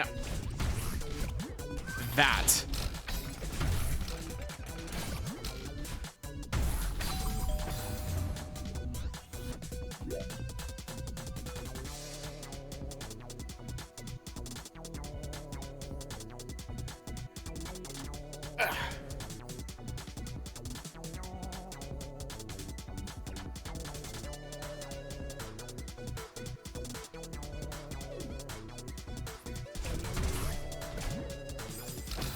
Why does that...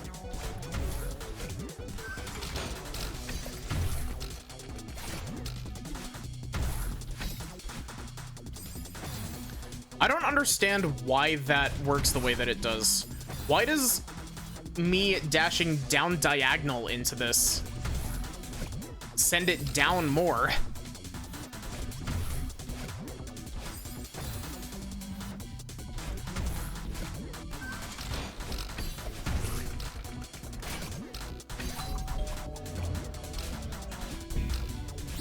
Bowie. That was a really easy berry room, actually.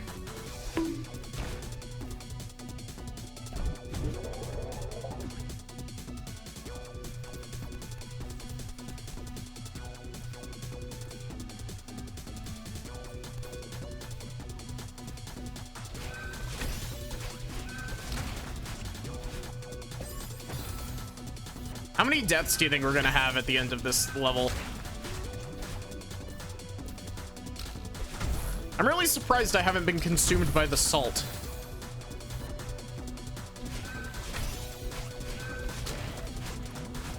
This level has kept its difficulty, like, at the perfect level to not cause salt.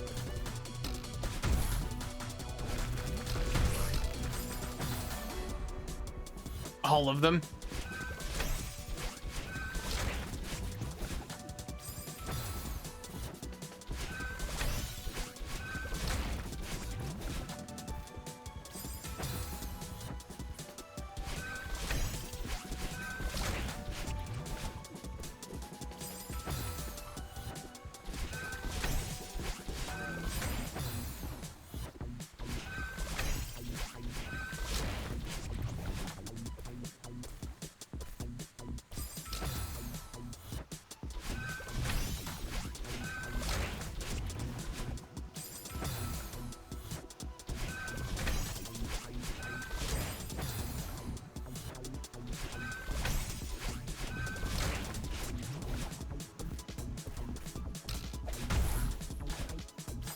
I'm curious.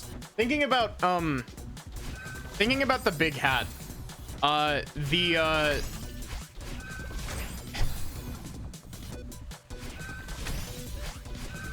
you think the base that I already have would work for a sombrero?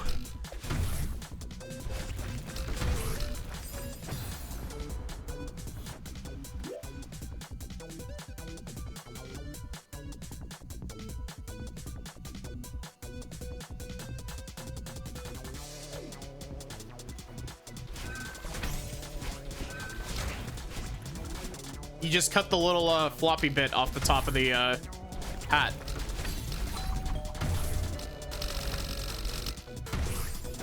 Ow. Bonk.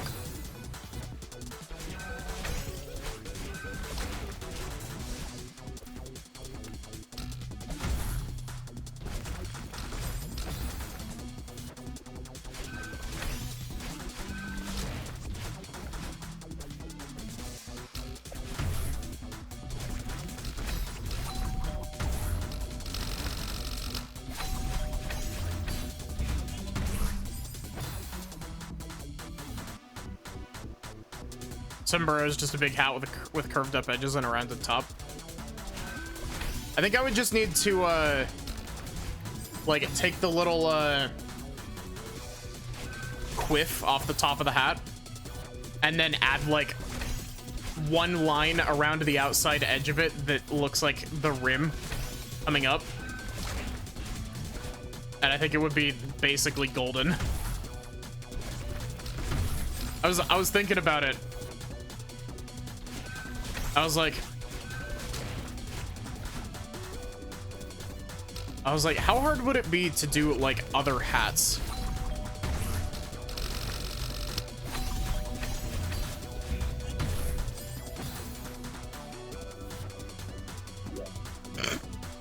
Cool.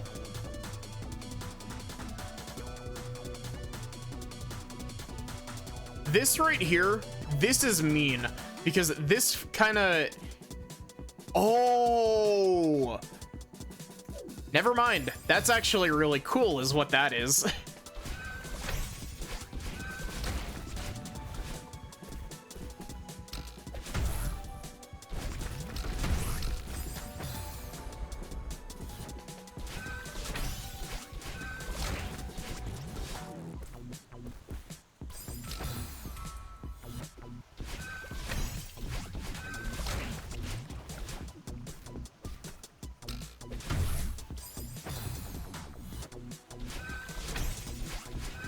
Completely random thing. I gotta say, one of my random things that I really love seeing, it's always really cool seeing when people manage to get like crazy shit running on old consoles.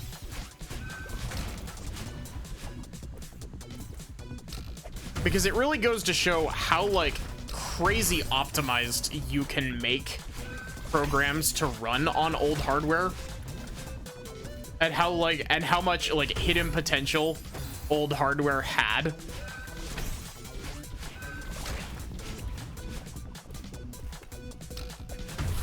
Like people getting the NES through N64 to run stuff is just... People have got Minecraft running on a GameCube, which is harder than it sounds. Apparently it only has a render distance of like 4 chunks though, but it's still neat.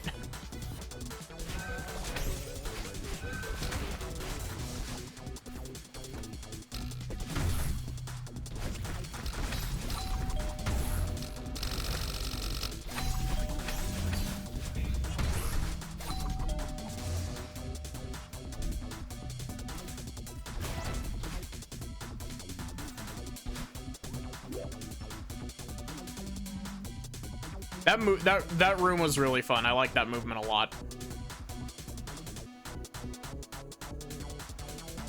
Oh my god.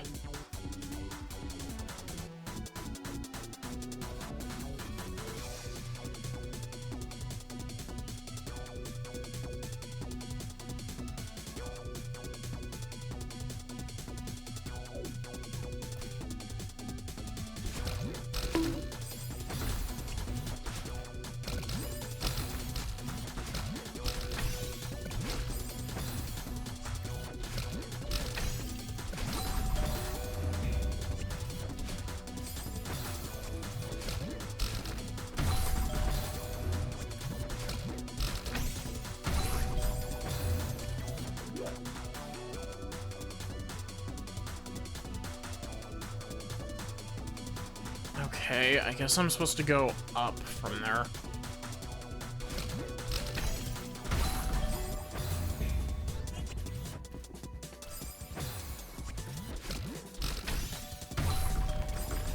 Oh, wait, I'm not supposed to set that off at all. I'm supposed to bounce on that.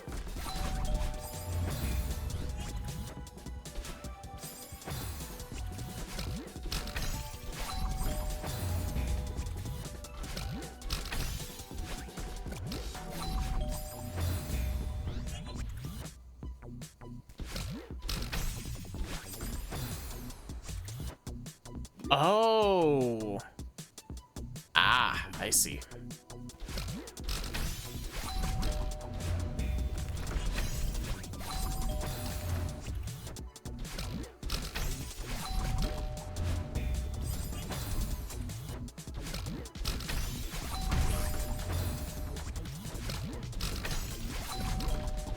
Why am I not getting any speed off of this?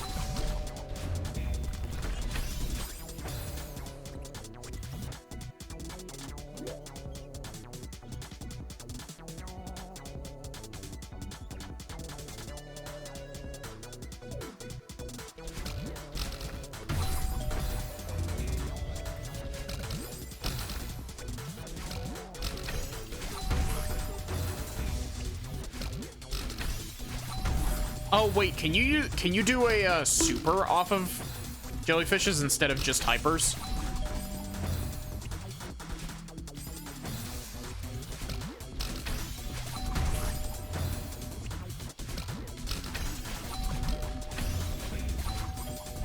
Wow.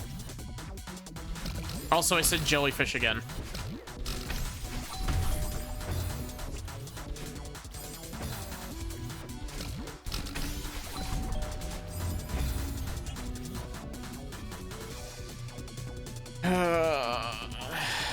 Do I want to keep going? I have no clue how close we are to the end of this level.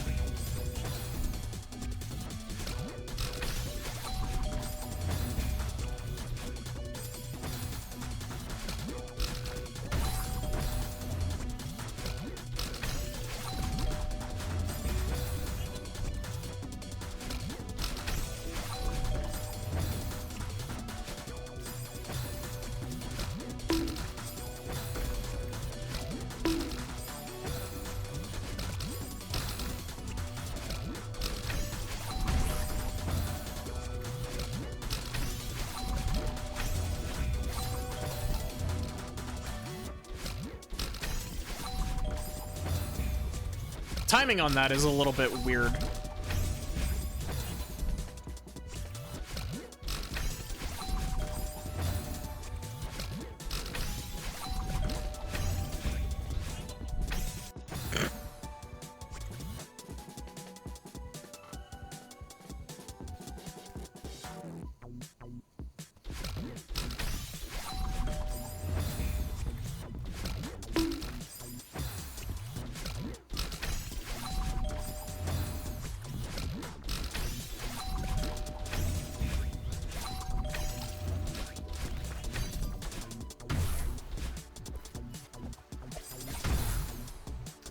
Okay, interesting.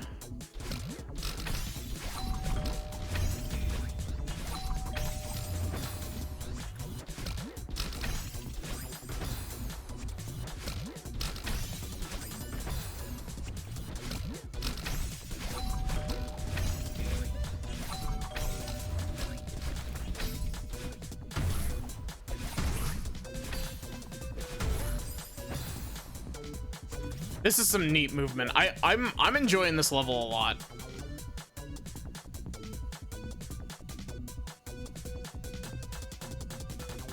It scares me that there are double dash crystals up there. What is this sign?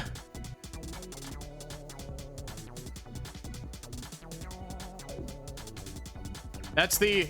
There's a secret here. But we don't want to tell you what it is.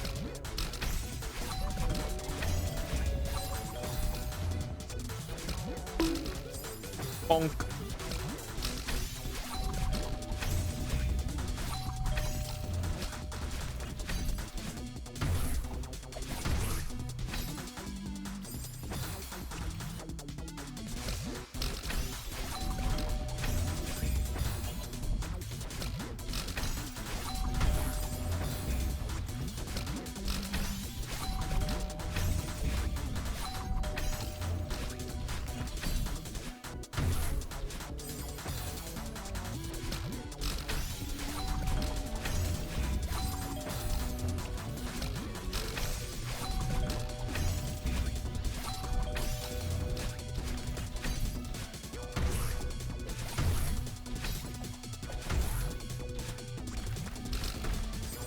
Oh, come on.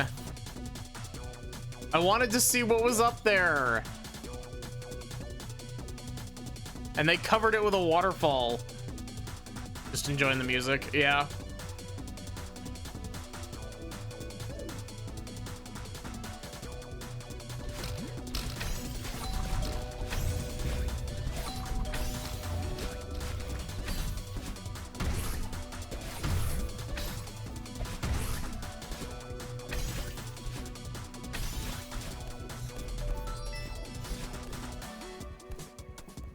Rue.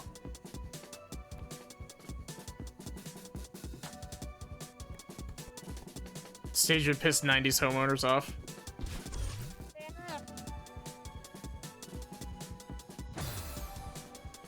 Okay, neat.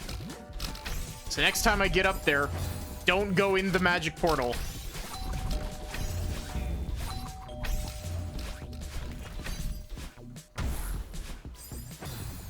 Also, hi Viv, how are you doing?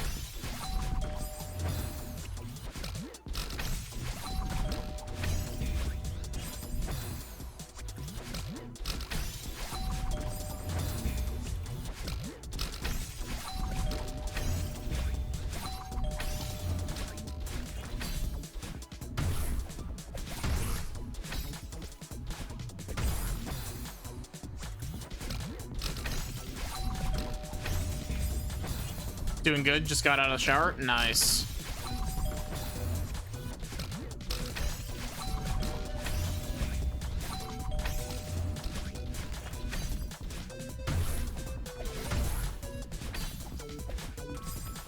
What? Wow.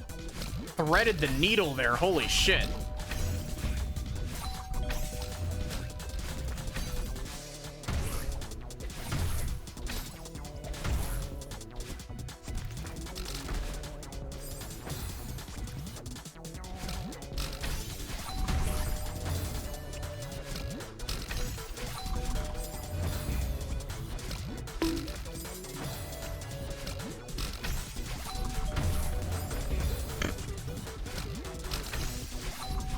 Turbo boosted directly into the spikes.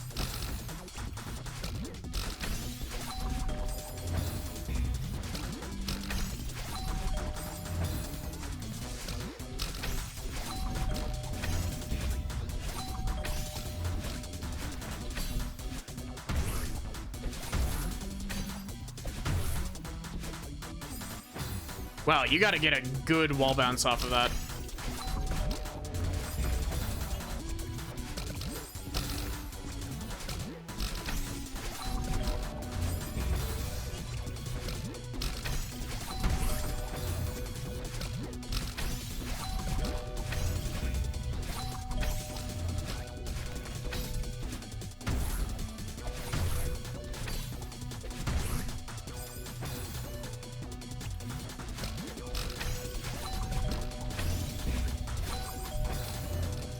Why didn't I wait?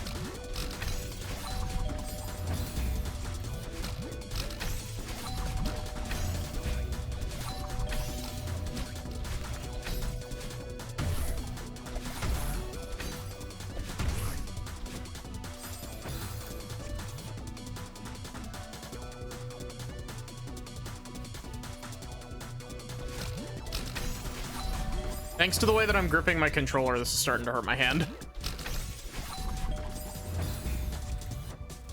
It's hurting the back, or it's hurting like my middle finger on the back of my controller, just due to like the friction of it against my controller.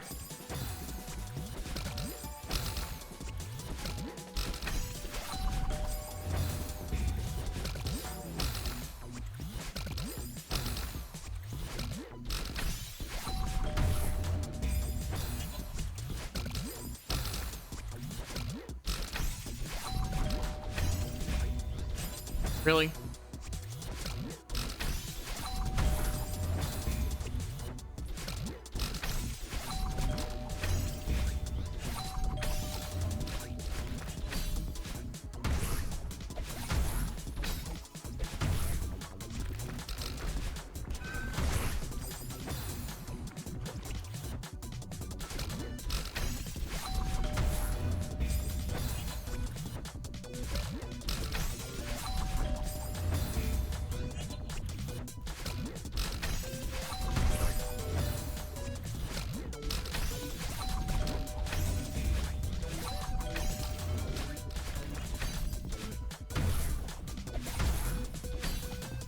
Have you ever thought how weird it is that, like, repetitive, like,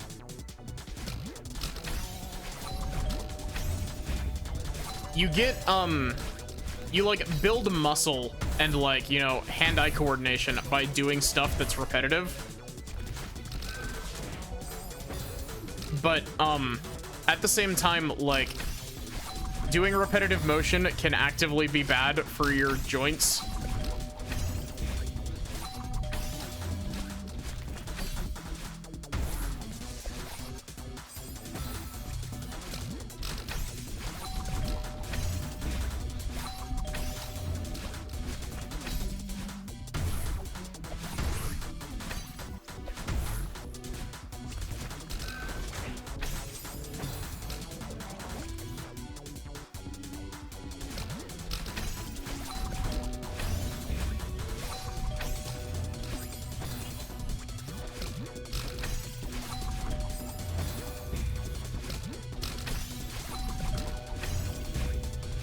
Now time for sandwiches. Nice.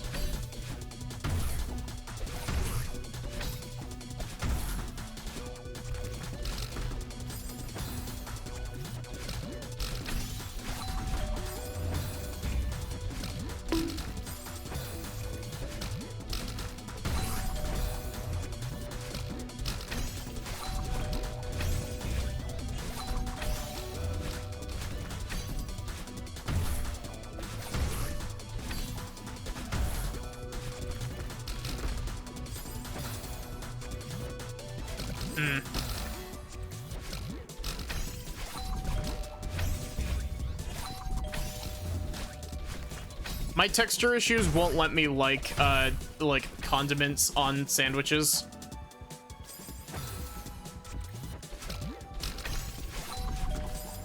So whenever I'm like having a sandwich, it's basically just meat and cheese, and that's about it.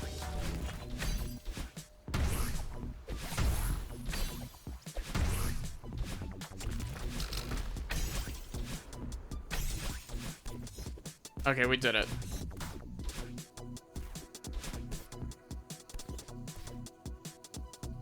Yeah, a little bit.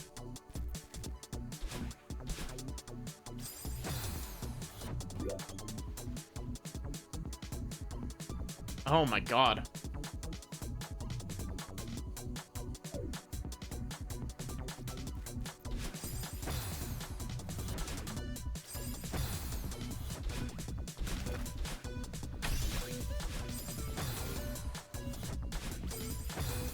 You're similar. Can't do cheese on sandwich because of that. I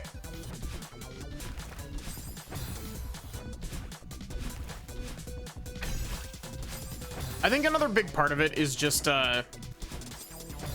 like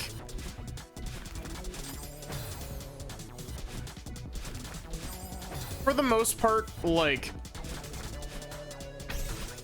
as weird as it's gonna sound, cold wet doesn't really work for most meals for me, is the best way I can put it.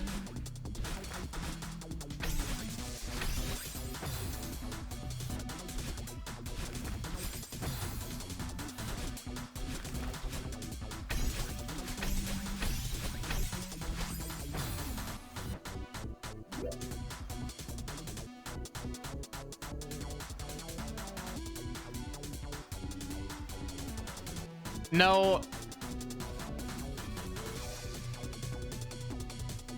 I like ice cream.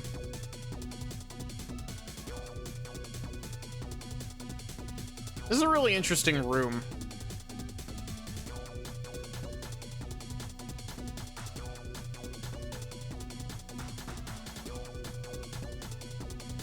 See,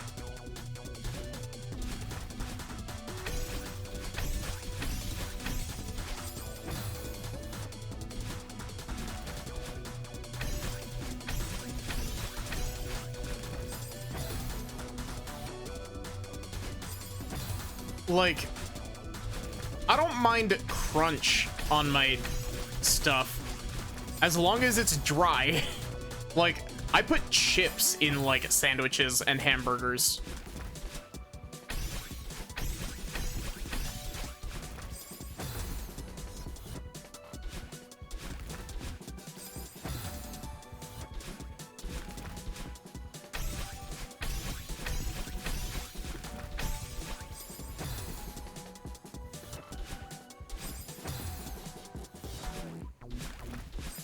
You want to know what else also works really well on like a burger? If you get a burger from like a burger joint, to spice up my my burger that has nothing on it except meat and cheese, I'll crack open my burger and I'll put French fries in between the buns and eat the French fries on the burger.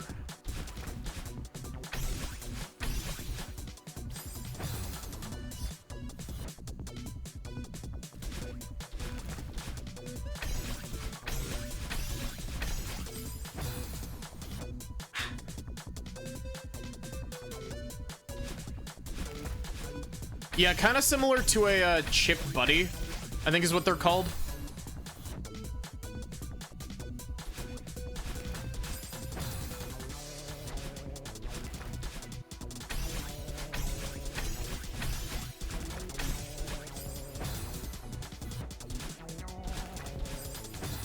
That's what I meant by chips. I also do it with crisps as well.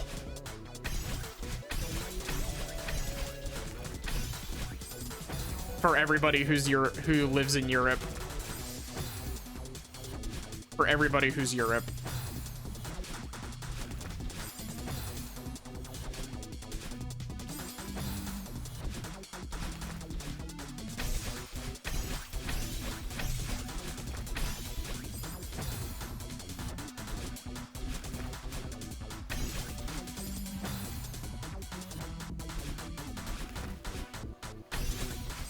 I really like this room. Like,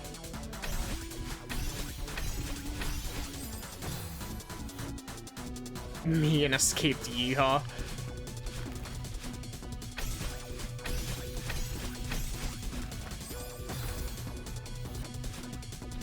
This room's movement is very satisfying.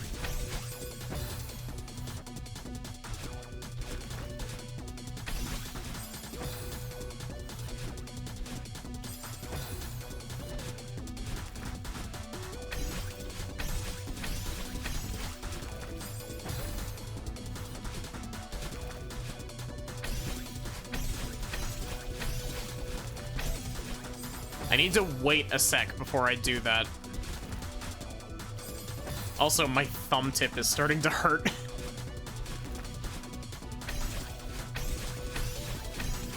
But funny enough, it's the one It's the one that's doing the face buttons.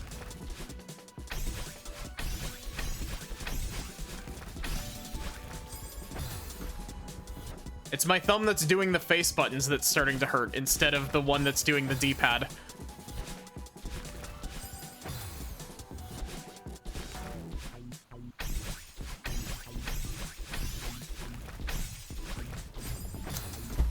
Ow.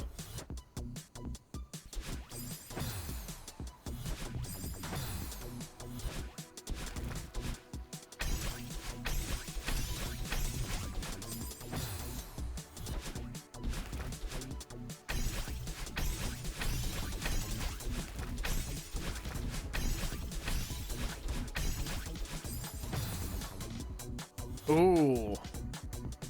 Interesting.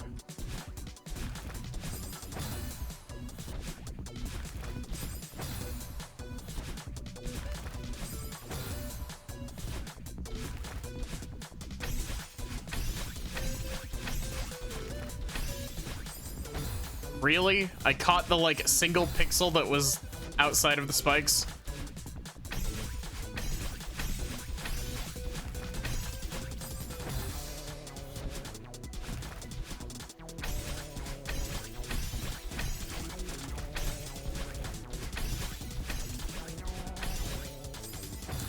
So I need to clear that in one dash so I have enough, so that I have a dash to do a reverse hyper here. And then I need to be able to clear into this. Wow. This bit right here is gonna be a bit rough. And this is very tight quarters.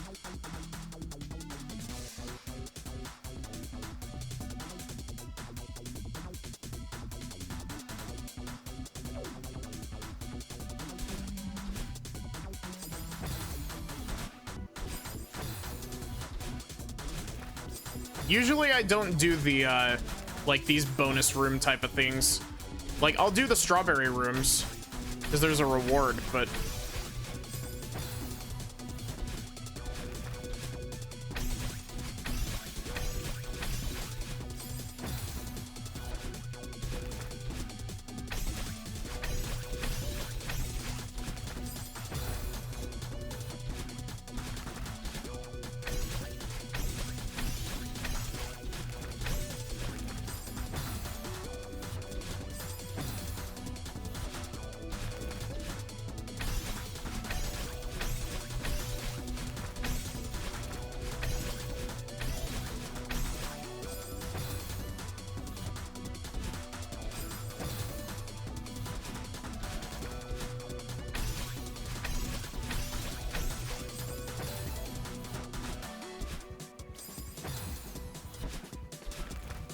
You know, I don't know if I ever told chat about this. I made a revelation about 3 parts of Strawberry Jam ago that I was being horribly, or not horribly efficient, horribly inefficient with my thumbnail making. And the main reason, like the catalyst that made me realize I was being horribly inefficient with it was when I played Sonic Origins. I used the text for the part numbers in the Sonic Origins streams is two-tone. And I thought that the only way that Clip Studio Paint would let me do two-tone text was to rasterize it into its own layer and then manually like color it with like a selection and like the paint bucket. Stupid me, I didn't realize that if you clip a layer to a layer below, you can apply gradients that only peer through at the text. You'd think that I would know about this because, like, I had a Photoshop certification, and this is a thing that you can do in Photoshop as well. I literally took a class on how to operate Photoshop. And so I cleaned out the absolute shit show of like 20 plus like part number layers that I had, and was just like, now I just have an editable text that is a gradient because of the layer that it's clipped to.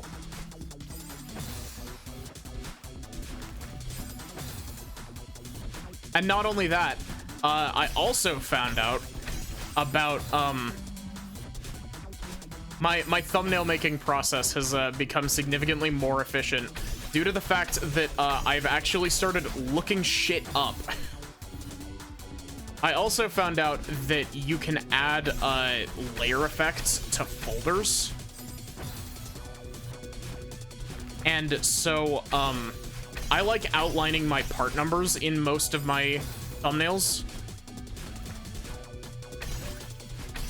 And so I thought that, again, I thought that I had to like rasterize it, and I thought that I had to rasterize it and then like manually make a like border around it. And then I found out that there's a there's an autofill, like an automatic border option in Clip Studio Paint, and I was like, oh, that's awesome. And then I found out that it goes even deeper because you can make it without needing to rasterize the layer by just using a folder. You just use a folder, apply a layer effect to the folder, and then apply the border layer effect. And it has a border that morphs to fit whatever is in the folder. It's great.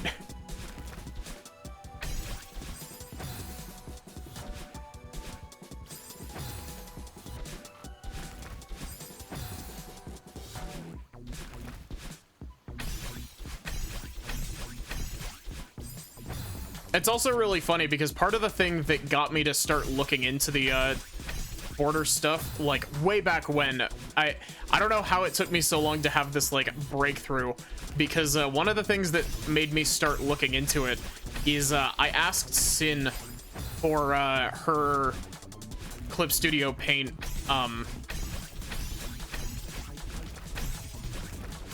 like file for the Monster Prom thumbnails, and she had it set up so that all of our character art was like bordered in yellow.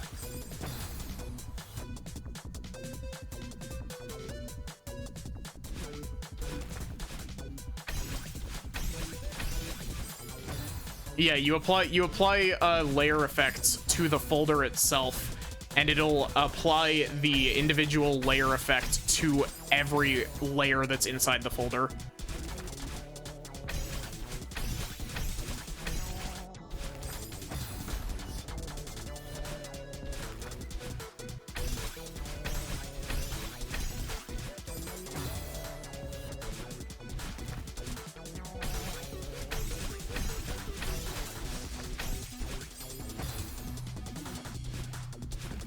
Do you also use Clip Studio Paint for your stuff, Viv? Or do you use like Photoshop or something? Or do you make thumbnails for your stuff, don't you?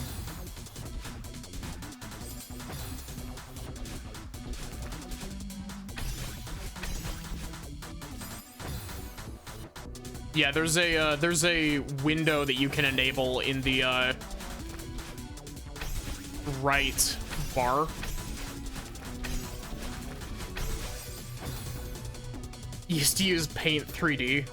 You make schedules, that's about it. Ah.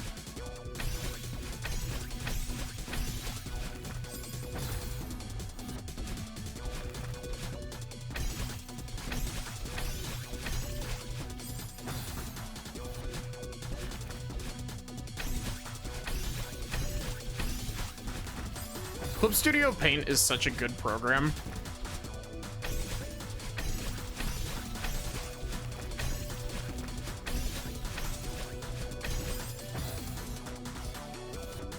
Expanding a little bit by bit.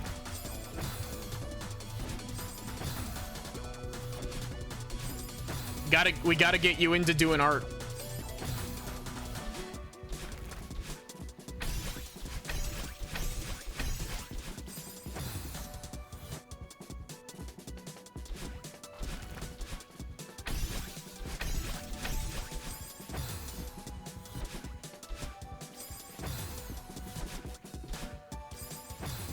sent me something.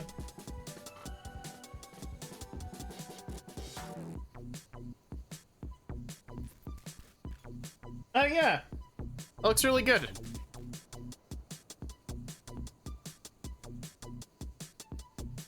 It's a rare day when you edit something.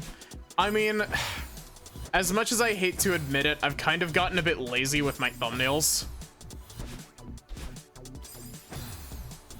Mostly because I got very used to Spoods doing my thumbnails, and then understandably, you know, Spoods had other stuff come up, and Spoods was like, I can't like do thumbnails for you right now. And so I was like, okay, that's fine, I can do it. And so I've just kind of like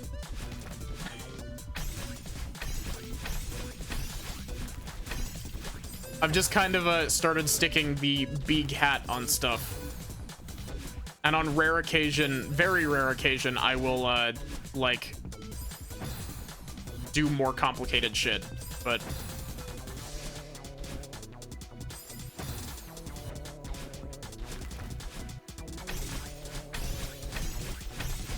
I hope y'all are ready to see Magus with the big hat. That's not even a joke. I've already made that thumbnail. I am like unusually on top of my thumbnail stuff this week. Usually I do my thumbnails on Wednesday, along with my schedule that I constantly forget to do.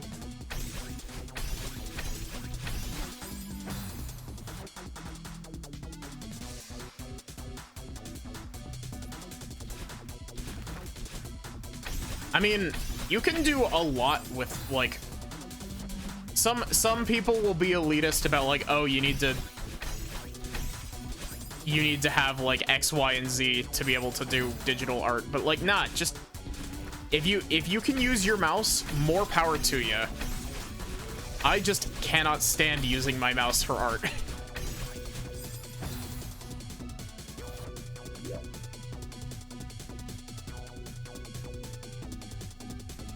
Oh, I didn't mean to make a save state. Whoops. Feel like it'd be comfier with a pen. It probably would be. But yeah, that emote turned out really well, actually, Viv. It's a good blep.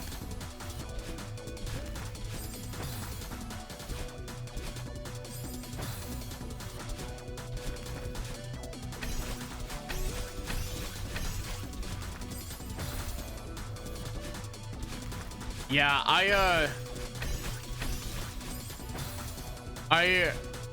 I've shelled out the money to get like a proper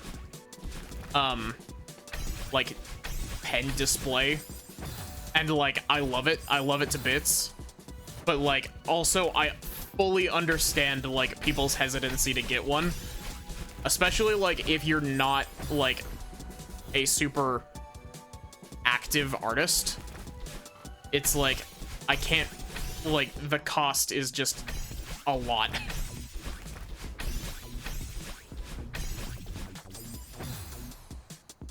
Still feel like something's missing or need to be adjusted, though.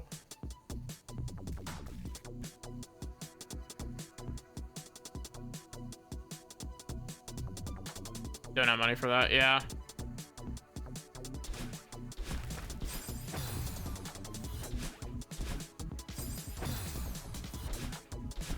Yeah, that's perfectly fair.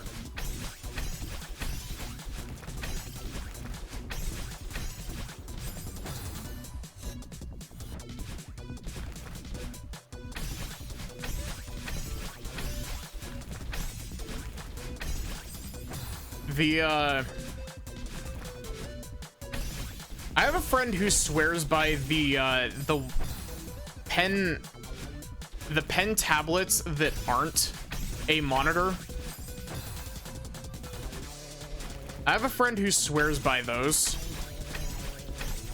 The one that's just like the black slate that acts as like a mouse.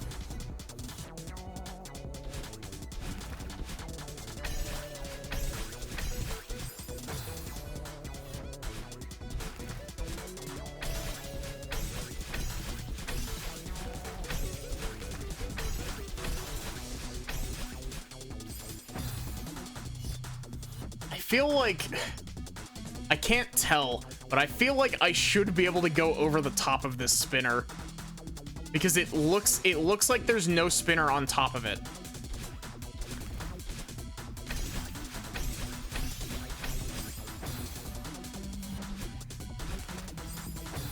Remember half an hour ago when I said I was gonna end stream?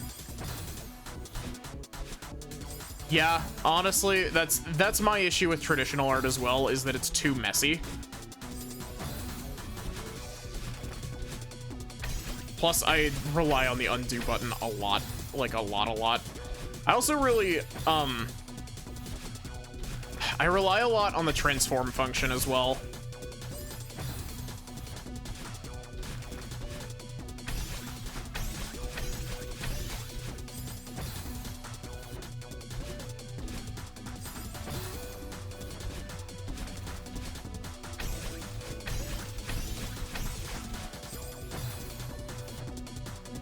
Yeah, if you circle something with the lasso, and if you like select the layer you want, you circle something with the lasso, and then press Control T, you will be able to drag around the stuff that's in that layer, like within the lasso,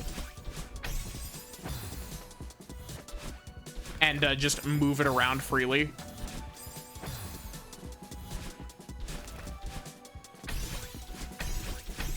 I use it for adjustments because, like, I always find that whenever I'm working on, like, whenever I'm doing, like, skeleton stuff for, like, you know, oh, I'm doing, like, basic volumes, I always find that I need to make, like, adjustments to it because, like, the way that I draw my basic volumes is very scrunched. Well, actually, it's not even just very scrunched. It's like, so if you had an arm on one layer, you could move it around. Yeah, so like, it's very helpful for, like, yeah, making that sort of adjustment. You just kind of draw around what you need with the lasso tool or your selection tool. And, you use Control T and you can drag it around, and it's great.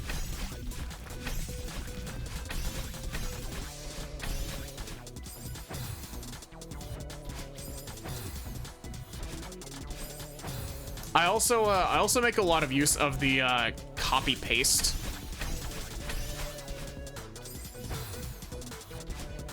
Not like Control C, Control V, though I do make decent use of that. There's a button whenever you are transforming stuff that'll let you just make duplicates of it.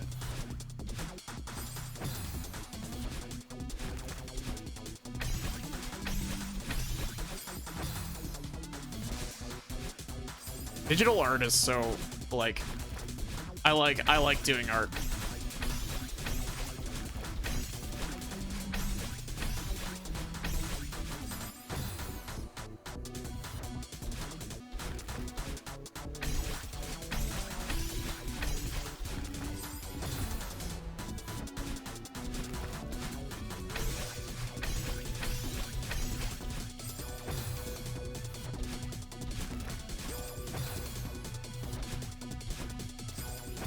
Oh, for like, when you say you need that for your text boxes, do you mean like for the text inside the text boxes or for the text boxes themselves? Because I've noticed that Clip Studio Paint really does not like you trying to copy paste text layers for some reason.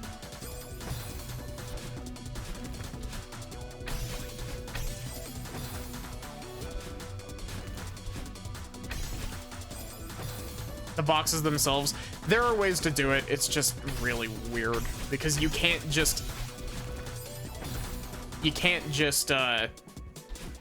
Control C, Control V the layer. You have to like right click on it and click a duplicate layer.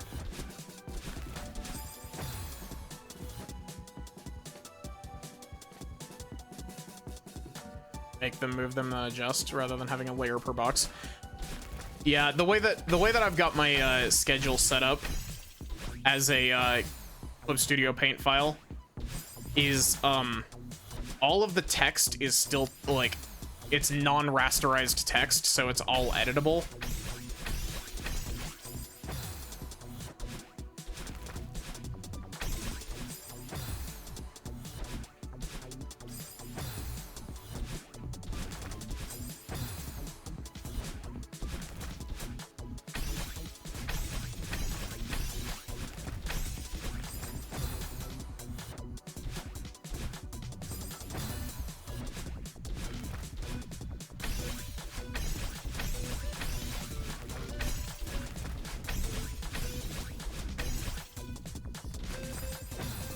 Honestly, I'm really surprised with myself. I honestly thought that when I got into doing digital art, I really thought that I was gonna end up using the shape tools a lot more.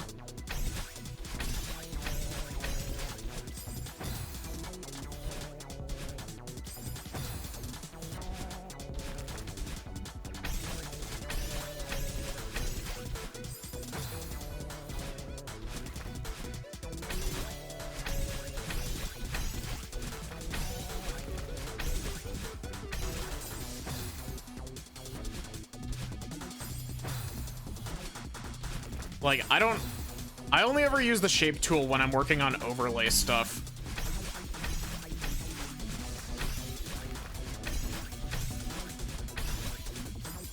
Honestly, my overlays are very basic, but I think they work really well.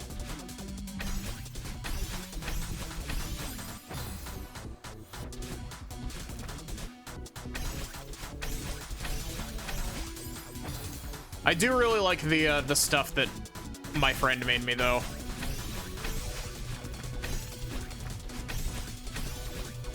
It's slightly more complicated. It's got some more sparkle to it. I tried my best to recreate that style when I was working on it.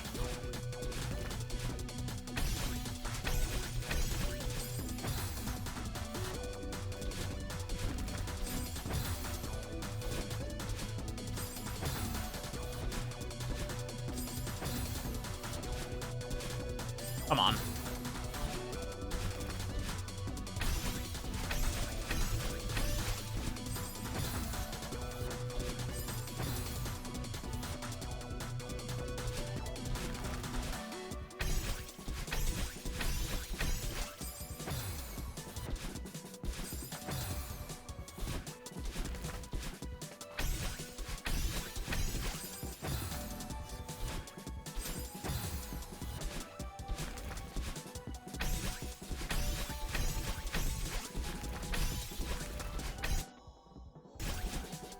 That was dumb.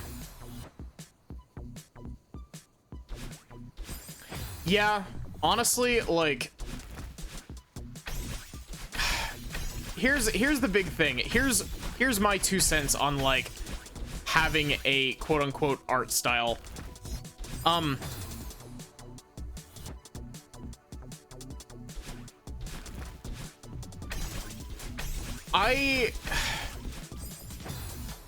You don't need like a personalized style to start with. You don't need to fuss about like, oh, you know, this is going to be my style. You just kind of like pick up shit as you go and experiment. Makes it hard to know where to start. Yeah, it's honestly, starting projects is like the worst because it's always the start that's like the biggest roadblock, at least to me. Where like I'll start something and then my motivation to continue it just like dissolves in front of my eyes.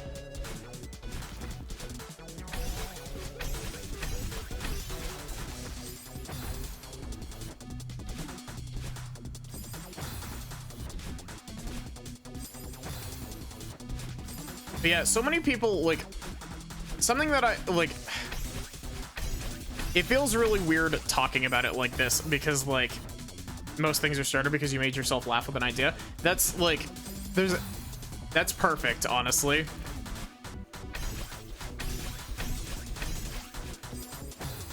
Like the Ace Attorney thing, yeah. I have another idea for something to do for our Ace Attorney stuff, but I also, like, all of my art energy has been focused into one thing the last little bit, and I haven't had the time to, like, flesh out my silly Ace Attorney idea.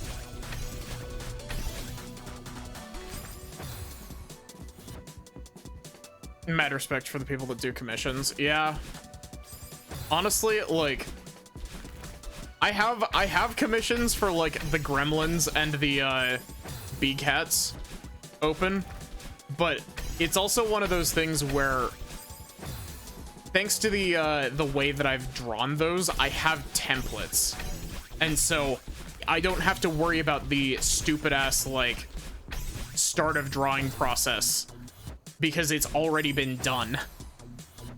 And so I just have a template that I add the detail to.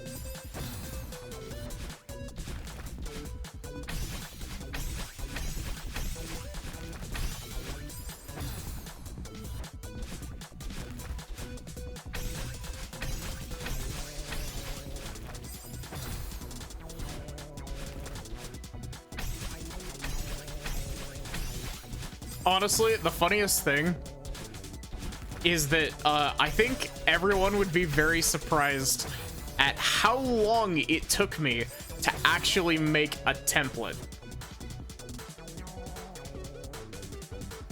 for the big hat. Because it took me way longer than it should have.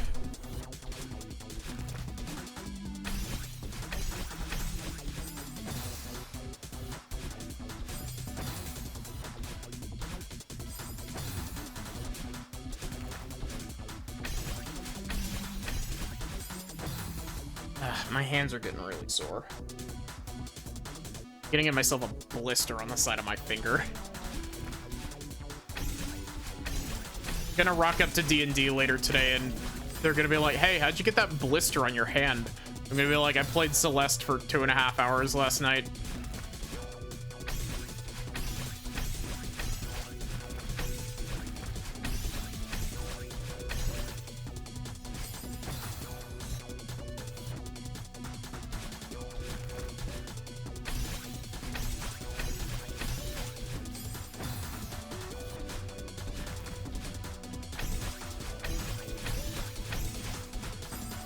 You know, I could move on from this room.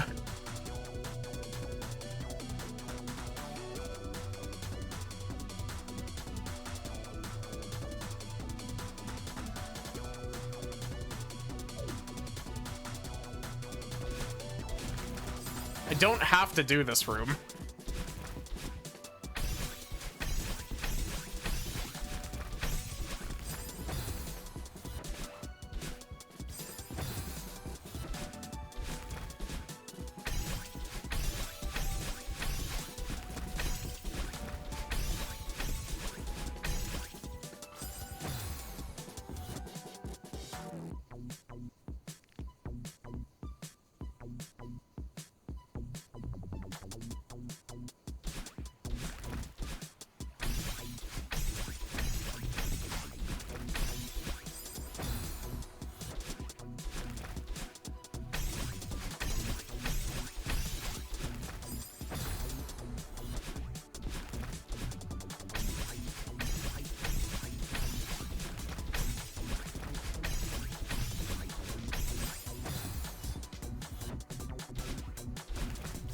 Come on.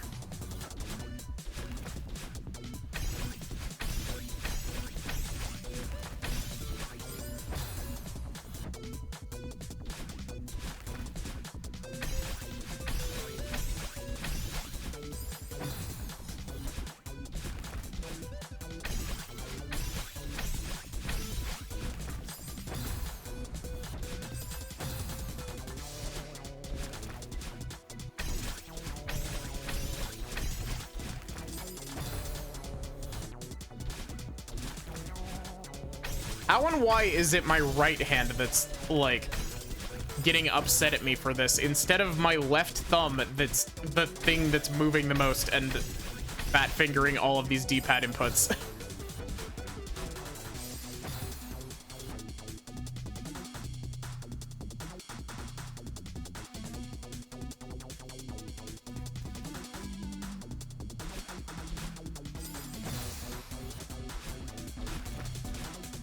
Oh yeah, Barrick was talking about that when I put the go live ping out for like Ace Attorney Part 2.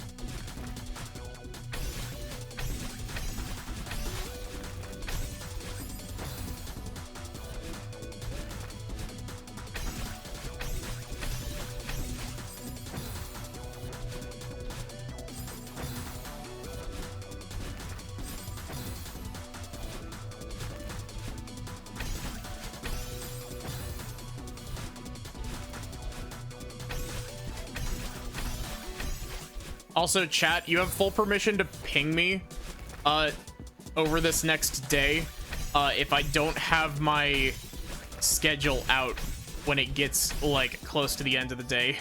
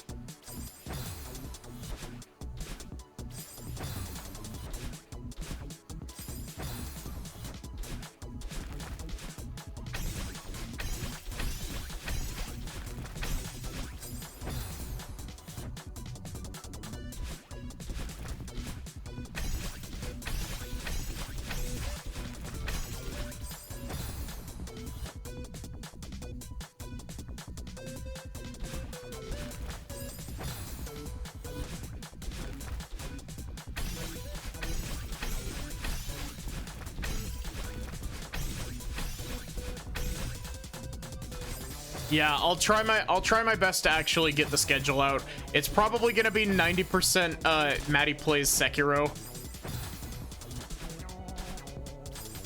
And then I don't know what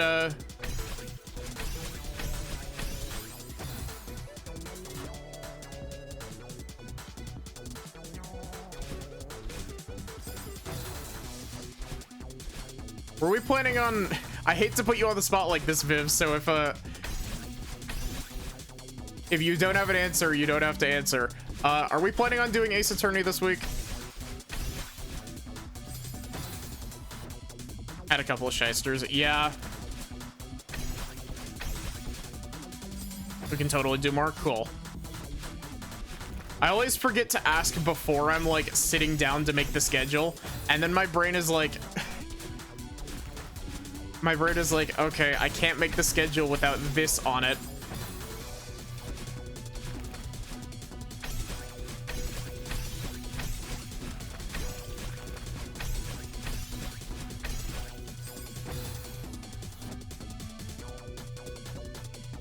because I'm always really bad at asking.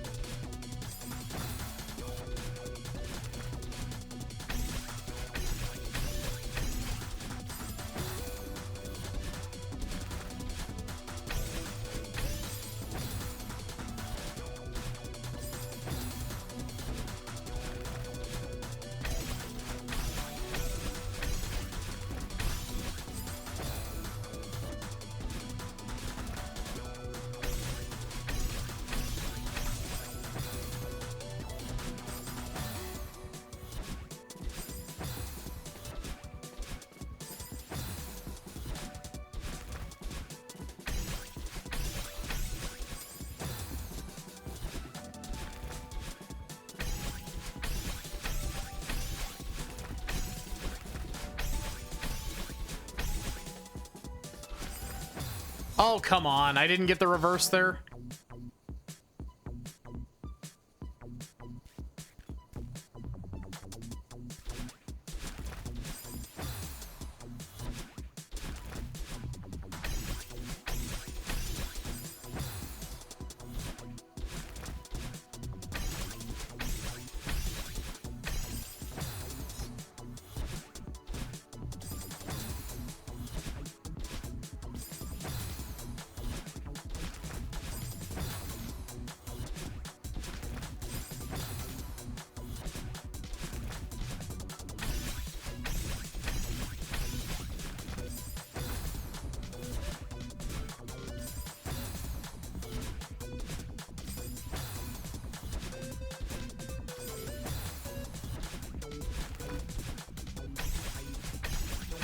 I've been stuck on this room for like an hour.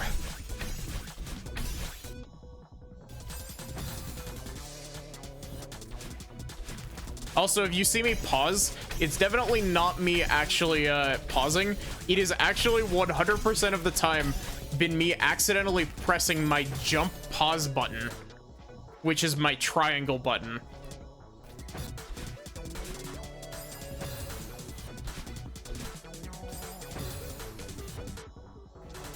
I have two jump pause buttons. I've got my triangle button and I've got my left or my right bumper.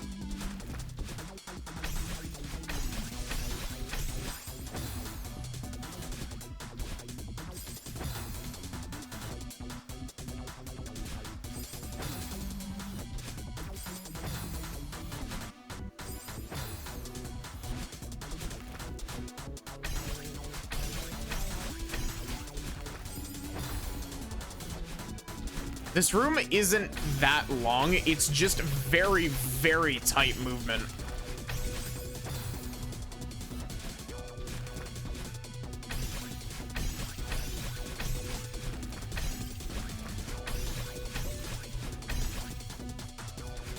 Oh yeah, Viv, did you end up finishing Kingdom Hearts?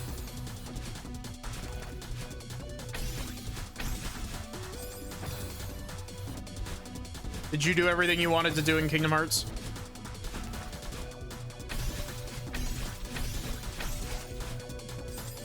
Did you do the super bosses?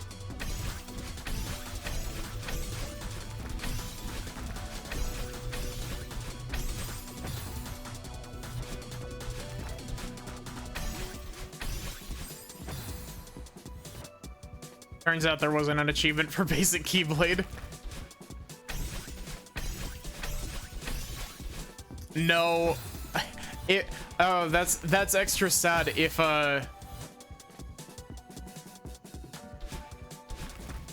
did you do either of the other super bosses or either of the three, I guess?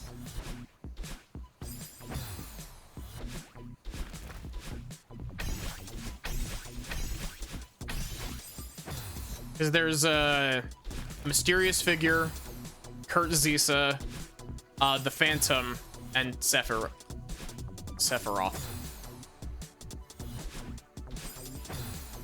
Still alive and kicking. Are you planning on actually playing Chain of Memories?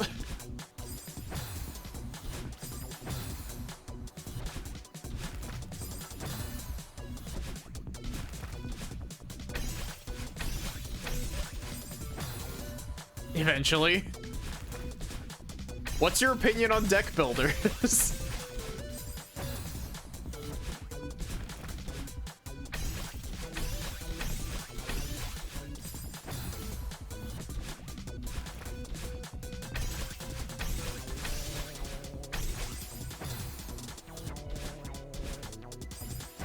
That's what's keeping you. Here's the thing. The first little bit of Chain of Memories is where it's at its hardest, because like you don't have access to all the crazy ass super moves. And then the instant there is one slight, played on GBA, when you beat it you're like never again. There is one slight in Chain of Memories that is like game breaking. You get it at like level 20 something, I think.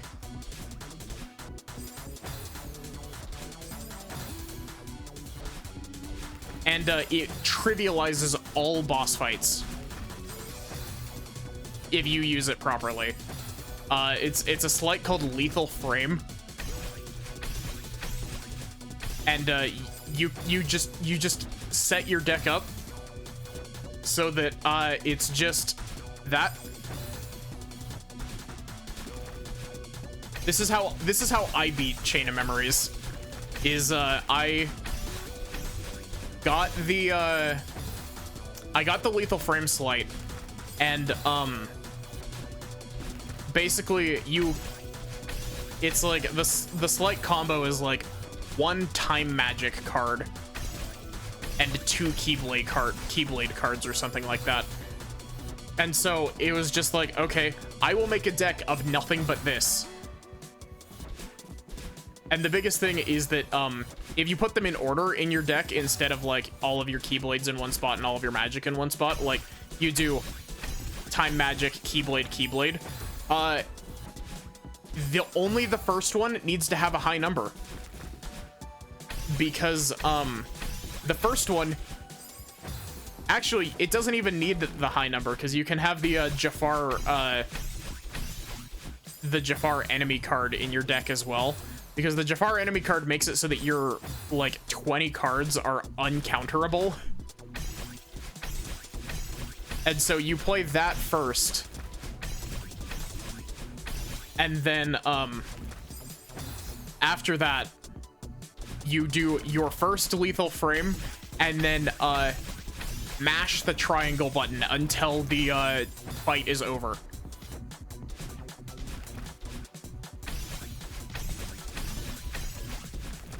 Because the biggest downside to Lethal Frame is its agonizingly long startup. However, the issue with it is that the startup only matters the first time. Due to the absolutely galaxy brain decision, because the whole thing with Lethal Frame is it's like you time stop and then you hit the enemy a whole bunch. Each individual hit from the Lethal Frame causes hit stun. And so while they're stuck in their like getting hit with like 20 hit stuns back to back, you can just load up a second Lethal Frame and it doesn't matter. You win.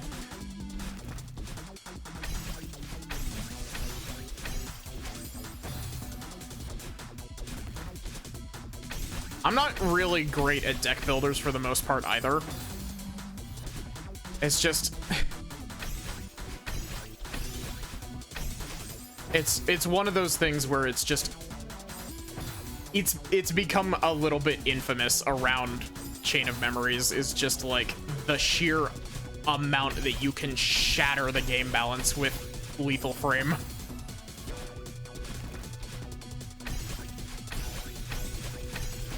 And you can grind out like room cards and stuff with the Tornado Sleight as well. Or Mega Flare if you have the stuff for Mega Flare.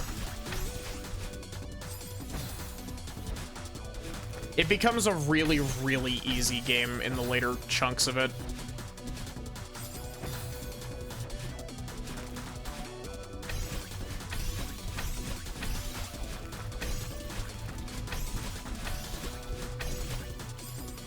It's also one of those games where, like, despite the fact that all of the later games are extremely important, you can kinda skip Chain of Memories. You miss some, like, good story beats, but, like, you can also just watch a cutscene compilation. The gameplay of Chain of Memories is, like, the weakest Kingdom Hearts game.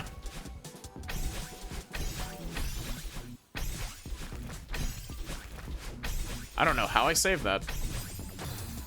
But Namine.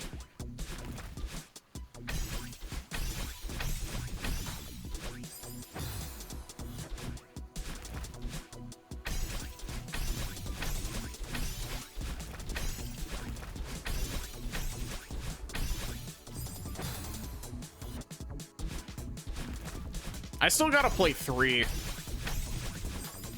3 is next up on my Kingdom Hearts playthroughs, if you don't count the movie that I should probably watch so that everybody isn't lost. But at the same time, like, that would also take me, like, organizing a Discord movie night to watch it, and if you do plan on playing all of them, though, I do highly recommend playing 358 at the very least.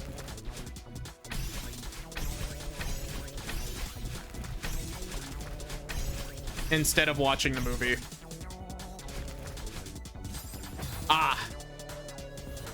Played 3, found it easier than the other 2 main games. That doesn't surprise me.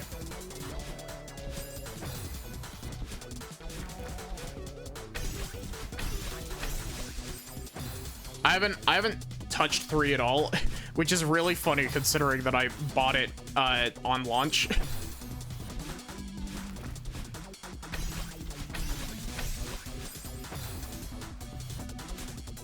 But I've heard that it was a little bit lackluster at launch, but Remind kind of fixed the issues that most people.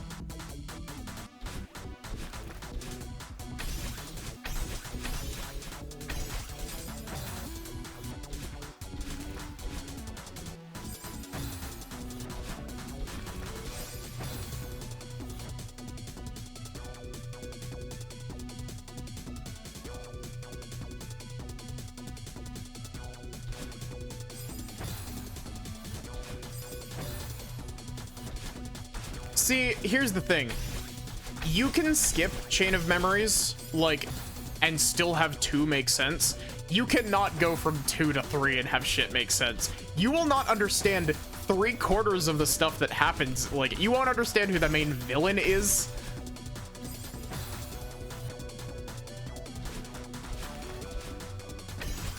There is so much shit. Like, I don't know much about 3, but, like, from everything that, like, everything up to Dream Drop Distance has set up, there is so much shit in 3 that you would not understand.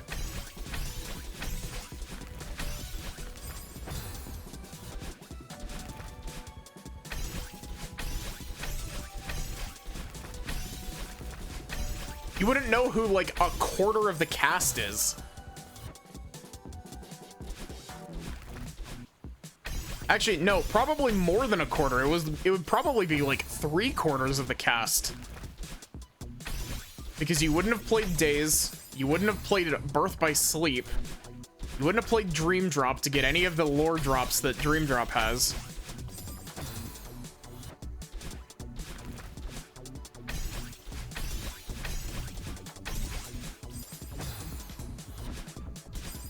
I don't understand why people hate Dream Drop Distance. No, I never got around to it, Varric. I'm sorry.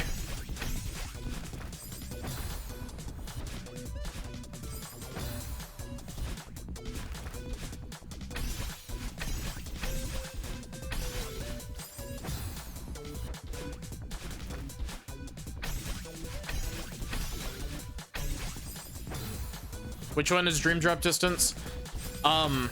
It's the one that was on 3DS initially. It's the one full game in the yeah, they're not Heartless, they're called Dream Eaters, but yeah, it's the one with the Pokemon mechanics.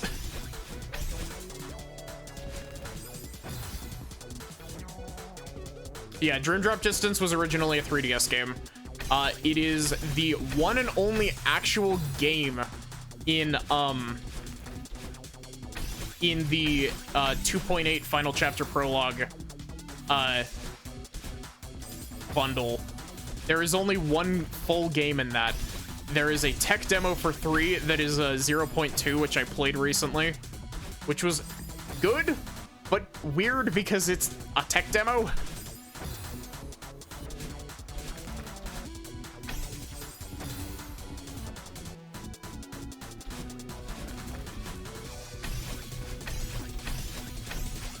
Yeah, Dream Drop Distance is a lot of fun. I enjoyed it a lot. I did get a little bit tilted at it in some spots because some of the late game bosses in that game get really hard.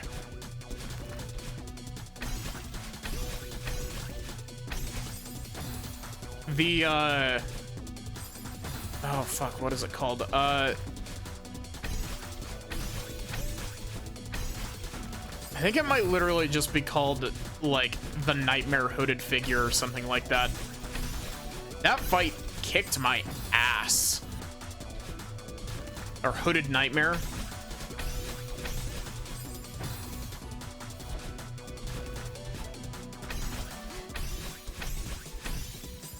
But yeah, it's honestly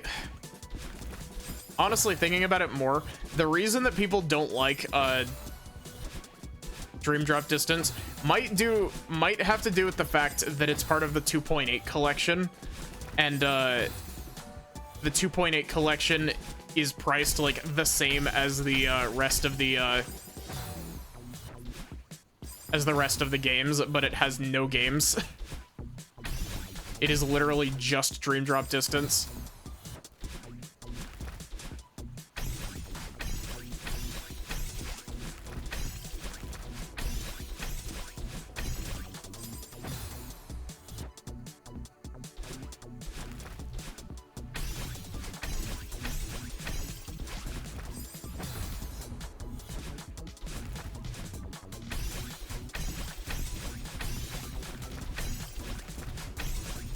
I also had to play Dream Drop Distance on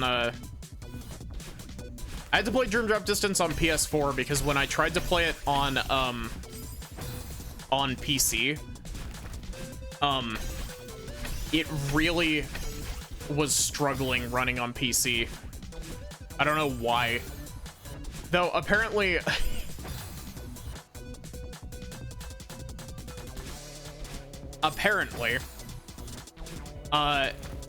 one of the ways that you can improve the Dream Drop Distance PC port's performance, like it runs fine, it just sometimes you get stutters with the camera and it's really annoying to me anyway. It's probably fine for most people, but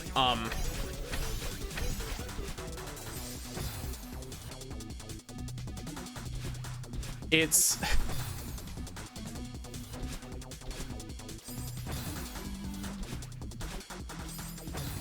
apparently you can improve Dream Drop Distance PC's performance by turning, because you can in Windows you can manually adjust like cores that are used when you can manually adjust like what cores are used from your processor on what program. For some weird reason, Dream Drop Distance only likes running on Core 7 of your PC.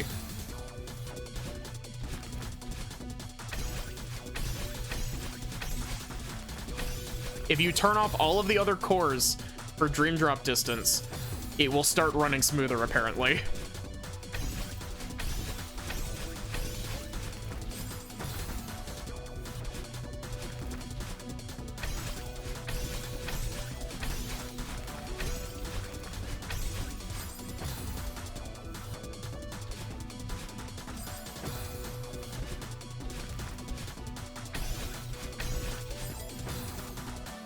I don't know if it runs better on the Steam port. I haven't tried it since I got it.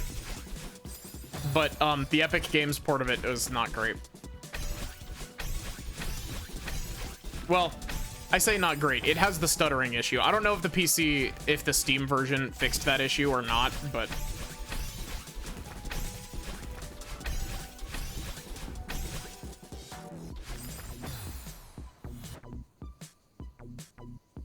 Okay, I'm giving myself like 10 more minutes on this before I retire for the night.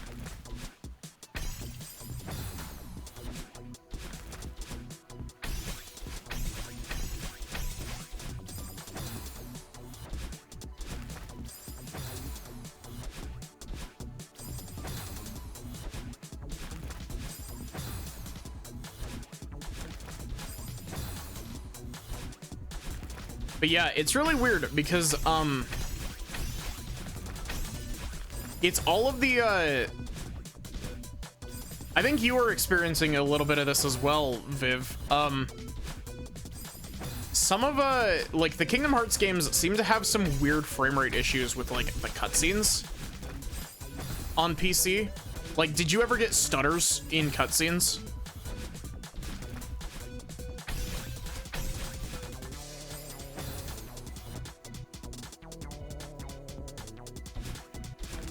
Yeah, the PC ports of, the PC port of 0.2 had no frame drops for me.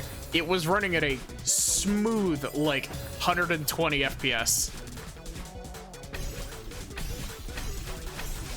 So it seems to be the games that aren't made on, Unreal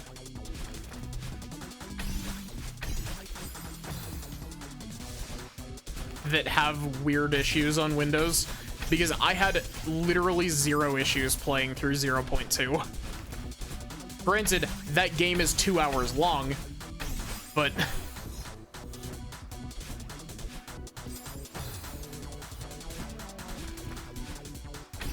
yeah, it's one of those things where it's just like, it kind of makes sense because, you know, Unreal is first and foremost a PC game engine.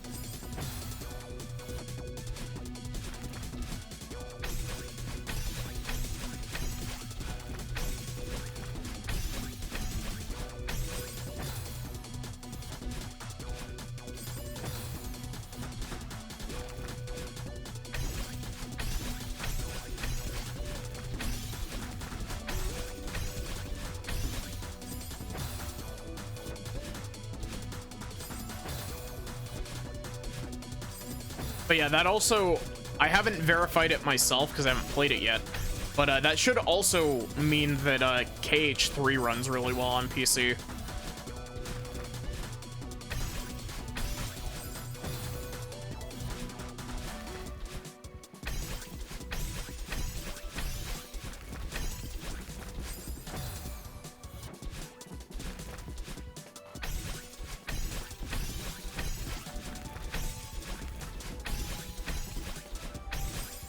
Come on. One of these days I should see if Clay would be down for doing another like Ocarina of Time randomizer or something.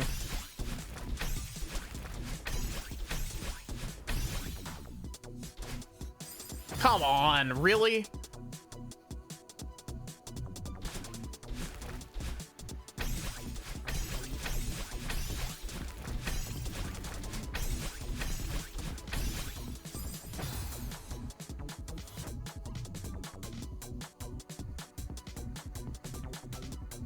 I think I might need to end here because my hand is getting real sore and I don't want to push myself to the point where I actually get a blister playing.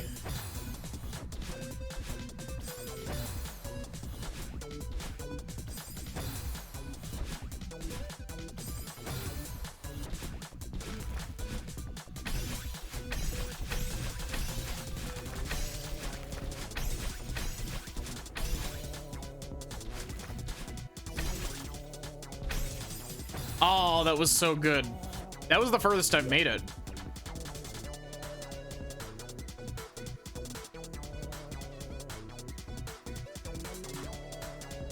Yeah, you definitely need to do a mid-air hyper there into 2 straight up dashes.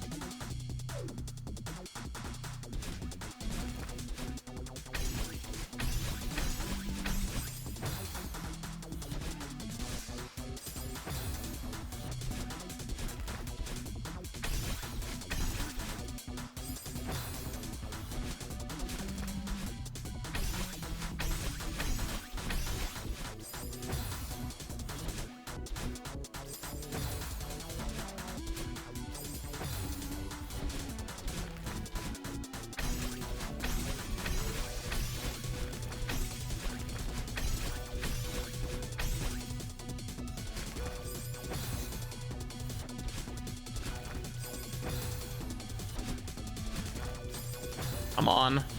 Wow, voice, please.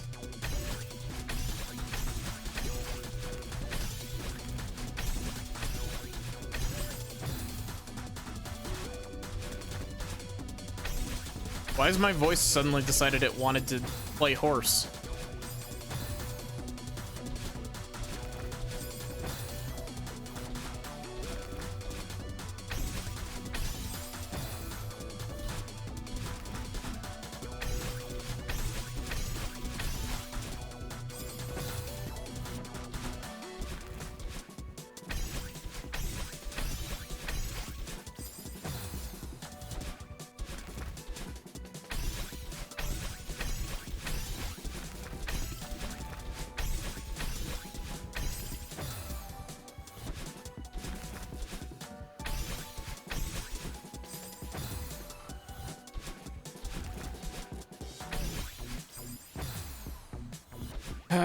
The issue is that, like, I'm getting so close.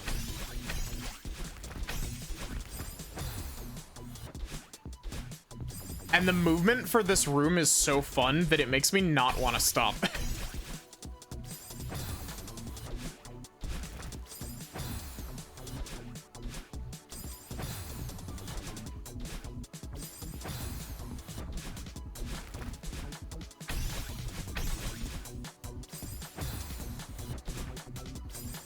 How?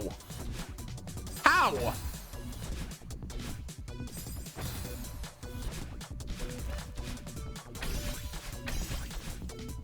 Can I get a straight up?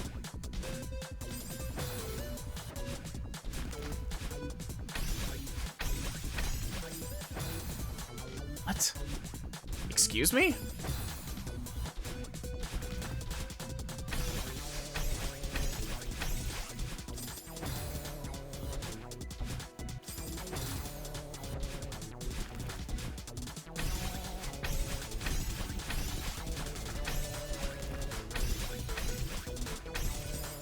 Where did all of my button presses get put?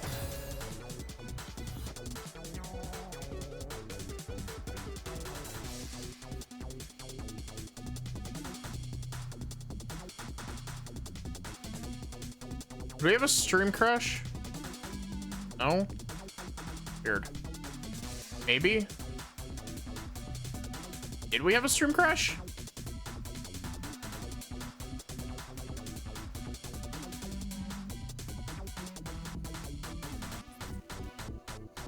Yes? What even happened? I didn't lose. Okay, that must have been a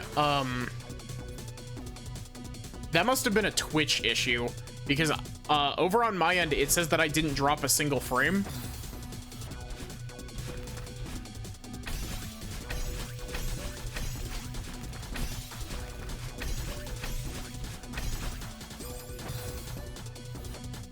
Yes, thank you, Stream Elements.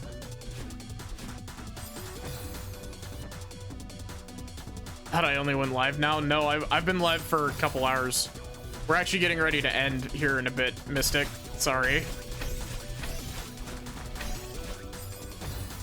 Belly. We've been getting belly. This is just a bonus room for a bonus room's sake.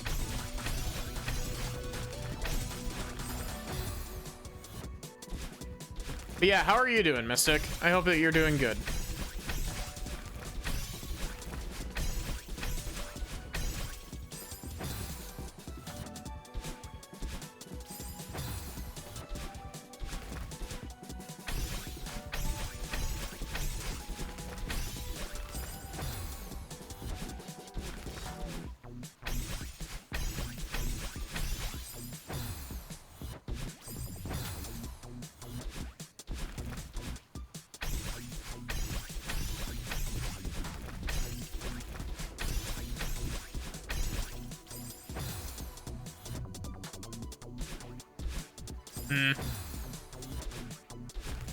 Preaching to the choir here. My sleep schedule is so fucked up. Due in part to the fact that I work nights, but also because of stream.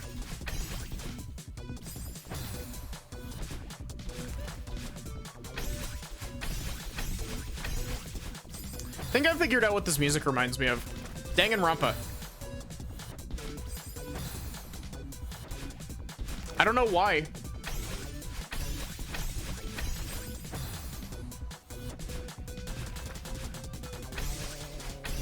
But there's a bit in this music that reminds me of Danganronpa.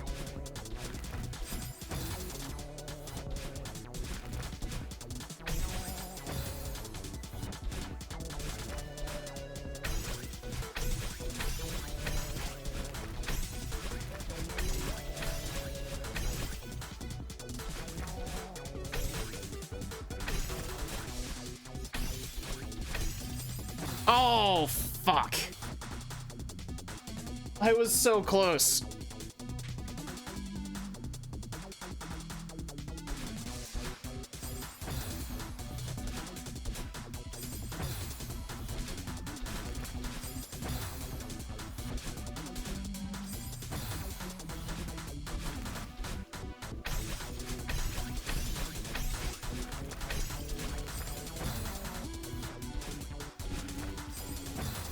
Thank you for the redeem, Mystic.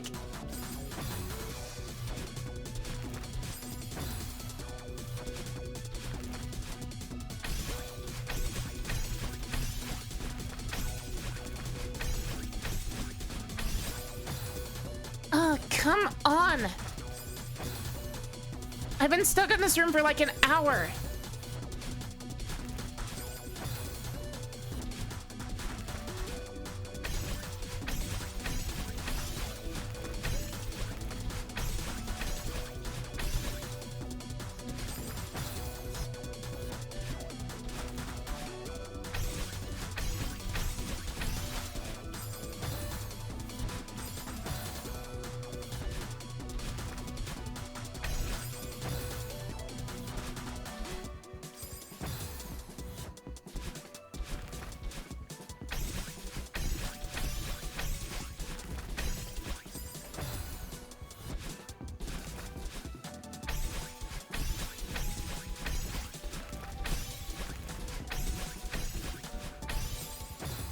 Can you not eat my jump inputs, please?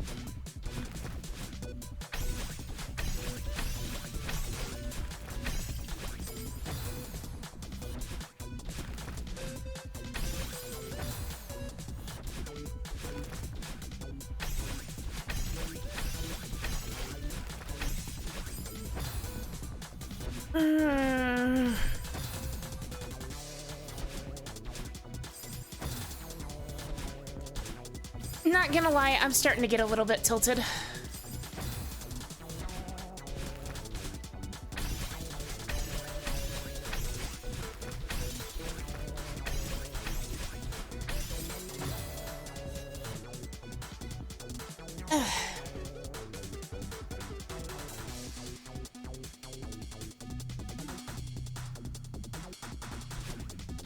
Thank you for the hydrate and the stretch, Mystic.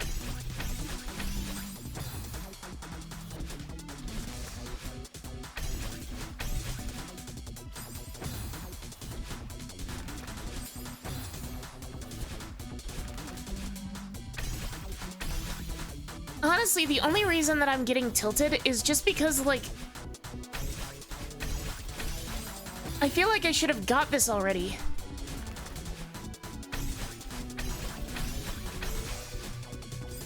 And stupid shit like that keeps happening.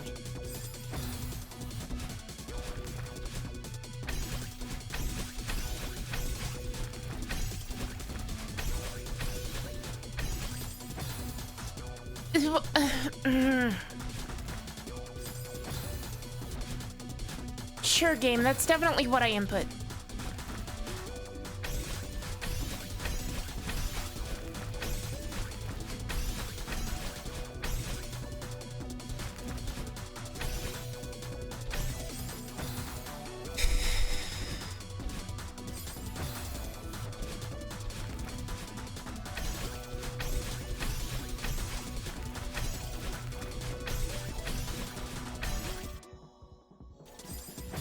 Oh my god, that was a fat finger that... I'm not finishing that sentence because that sentence can be taken out of context.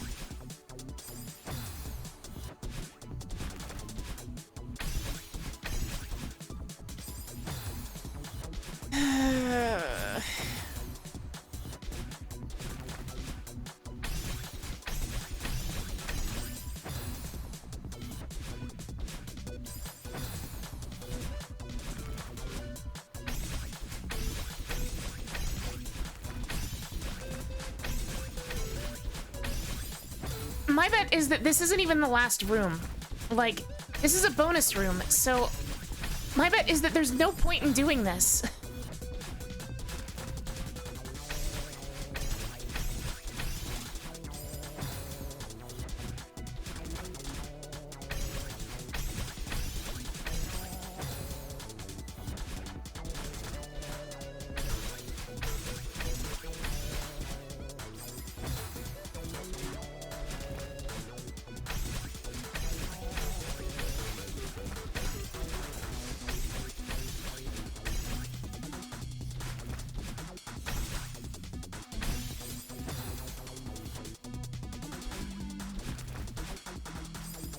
Usually the bonus rooms give you a strawberry, but this isn't a berry room, this is just a secret room, so I don't know.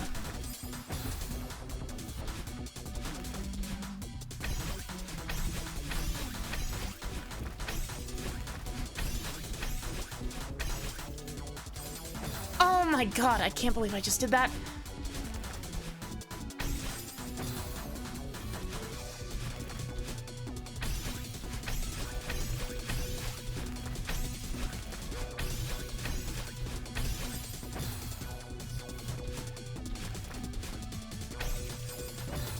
What?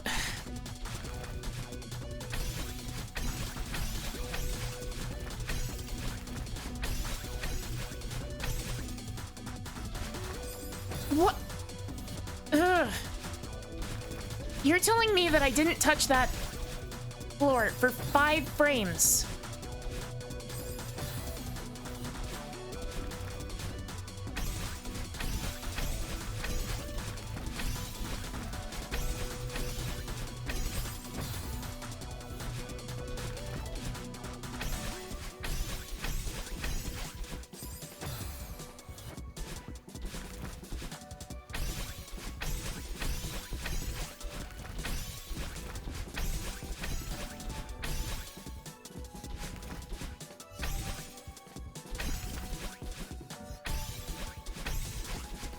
Oh my god.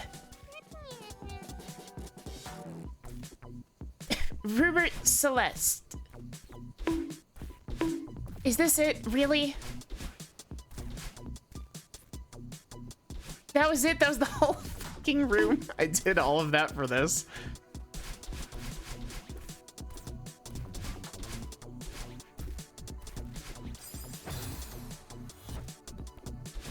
That's awful.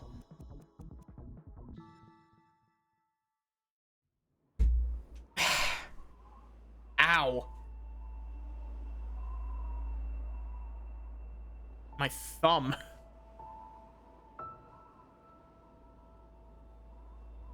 I really hope I haven't given myself a blister. At least I didn't have to do the whole thing backwards to get out, yeah.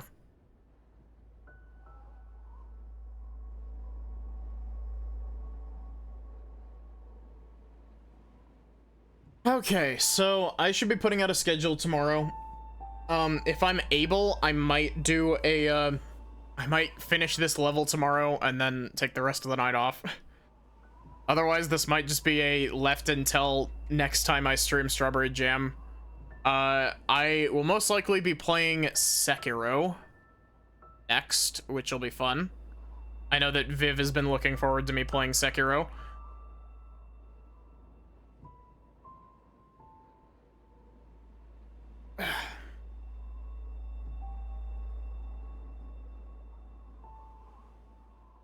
I don't remember. Was I supposed to give you a personal ping when I did that, Viv?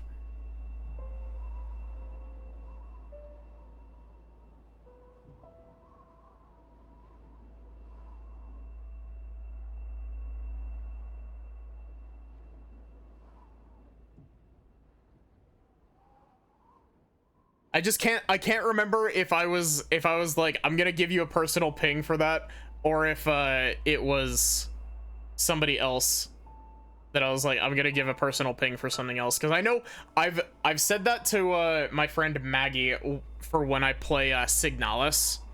She wants a personal ping for that. But yes, we're going to raid the pirate.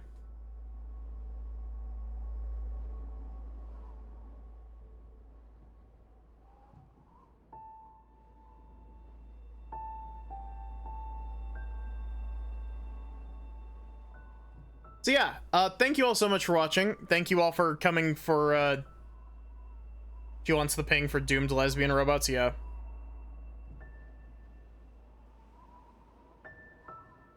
What's the raid message? You poke. It's what Barrick typed out just a second ago.